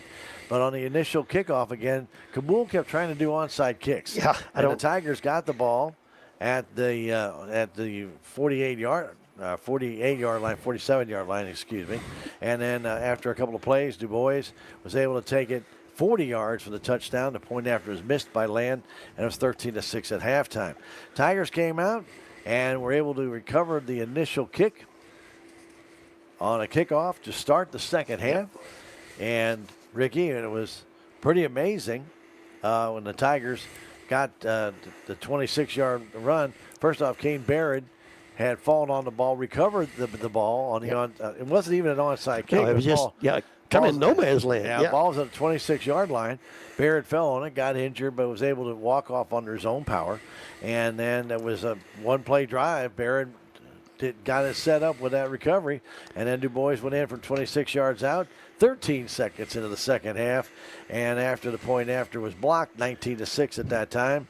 The Tigers again were able to come out and do the job they needed to do and stop Kabool. They got the ball in another good position, a snap over the head of the punter, and it was Mr. Brody Ray going in from 1 yard out after 4 attempts at it. 4 attempts and 3 penalties. Yeah. Again, Rick, that was kind of ugly, too. Backwards, forward, backwards, forward. Yeah. Anyway, but nonetheless, Brody went in the first time. It got called back. And then Ragsdale got down to 2. It got called back. And then finally, we're first to go with the 15. The Tigers worked their way down to 4 downs. But Ray went in from 1 yard out. The kick after by Land was good. 26-6. And then a second touchdown by Brody Ray coming to third quarter. Only 14 seconds left. And he went in from 9 yards out. The point after by Land was good, 33-6. That's how this game ended. Salem Tigers 3-6 in the season, and hopefully they'll be ready to go host a district game come next Friday night. Yeah, we do have a final on that Fairgrove game stand. Fairgrove 35, Stratford 7. Okay, so there it is. So the Tigers did what they needed to do in order to host this game, and by all looks and means and anything that sounds logical, they should host that game next Friday night. But if Bishop does what they do, we don't know. And find some power points for these other teams, who knows? Who knows what can happen? Who knows what can happen? Yeah. All right. Well, anyway, all we know is this: we'll be playing next Friday night. More than likely against Stratford. We're saying whether it's here or there. More than likely against Stratford, and. We'll find out the final standings in the districts come tomorrow. Probably tomorrow so if morning. you want to check that out, go to misha.com. I think it's .com. Or is it .org? I can't remember. Can't remember now. Just type in Missouri State High School Activity Association. There you go. And you'll find out. When you go to the Salem Tiger site, just click on Salem and then click on the football. And then go up and you will see where there's a district setting and just click on district. It is .org. Yep. It is .org. Okay, it's .com. All right, very good. So check that out. You'll be able to find that out. No matter where we are, though, we'll be there to bring you the contest on KSMO Radio 1340 and 95.7 and audio stream it on KSMO Media. And you're thinking, yeah, we do too. Yep. Because Misha.tv is the only authorized broadcast facility for video stream. Come playoff time. Yep. We can't do anything about it. There is a paywall there, and you will be charged to want to watch the game on a video stream. But it will be through Misha.tv. The audio streams will be on KSMORadio.com. That's just switch. Also, your KSMO YouTube page and KSMO Facebook page. So that's all we can do. That's all we can do, guys. We apologize for that, but that's just the rules. That's the way it is, We can't change them. All right, we tried to change them. They won't listen They won't to let us us to anyway. us. Yeah. But again, for Ben and Kenny, the two best video guys around. Oh, the best. And then Rick, my name is Stan Stevens. I've been doing this a long time and look forward to the game Friday night. See what the Tigers can do. Yep. See if they can move into the second round of district play. Let's get but ready. First, get ready actually for a new season, Stan. A new season. That's right. Everybody starts out 0-0. 0-0. Yep. And we hope you'll be with us to do that next week, next Friday night, Halloween night. Let's see if Salem can put a scare into Stratford, and that'll be next Friday night. Hopefully, no matter which side of the 44 they're on. We're on. That's right. I agree with you. There Yeah. you go. Again, for everybody joining us, we appreciate you and hope you're going to have a fantastic weekend. Remember the big Salem extravaganza with the balloons and the vendors down at Brown Field tomorrow. Be safe. Be out safe. there. You're going to be down that way, and watch out for any rains that are out there. But also be careful if you're going to be driving in and around the area. Yep. We hope you have a fantastic weekend, and we'll join you again next Friday from somewhere, or hopefully We don't at know home, where. Yeah. but from somewhere to bring you Tiger football. Until then, you have a fantastic weekend and good night from Kabool. Thank you for tuning into this broadcast of Salem Tiger Sports. Tonight's game wouldn't be possible without these incredible sponsors. Town and Country Bank, Farm Bureau Insurance, Country Mart, the Bank of Salem, Napa, Mooney Auto Supply, Town Screen LLC, Taxmasters, Town and Country Insurance, Southwest Baptist University, Salem Campus, Terrell Complete Auto Care, Edward Jones, Joe Brand and Leah Nash, Duncan Family Chiropractic, State Farm Insurance, Salem Trust Manufacturing, Progressive Ozark Bank, United Country Salem Realty, Stephen Patterson, Attorney at Law, American Family Insurance, Hubs Tire Center, Looking Glass Salon, Candy Mink and Katie Cardi, Mid-Ozark Animal Health Center Incorporated, On the Spot Auto Glass, Ozark Overhead Door, Shelter Insurance, Jet Tire and Auto, The Technology Junkyard, Legends Automotive LLC, Salem License Bureau, Prevention Consultants of Missouri, Riverways Federal Credit Union, Discount Bins, Flyin' W Boutique, Healthy Dent County, the City of Salem, VIP Properties, Salem Farm Equipment, Living the Dream Outdoor Properties, Quick Tan and more, Four Rivers Community Health Center and Rocking G Western Trading Post. Thank you for watching tonight's game of Salem Tiger football, right here on KSMO Media.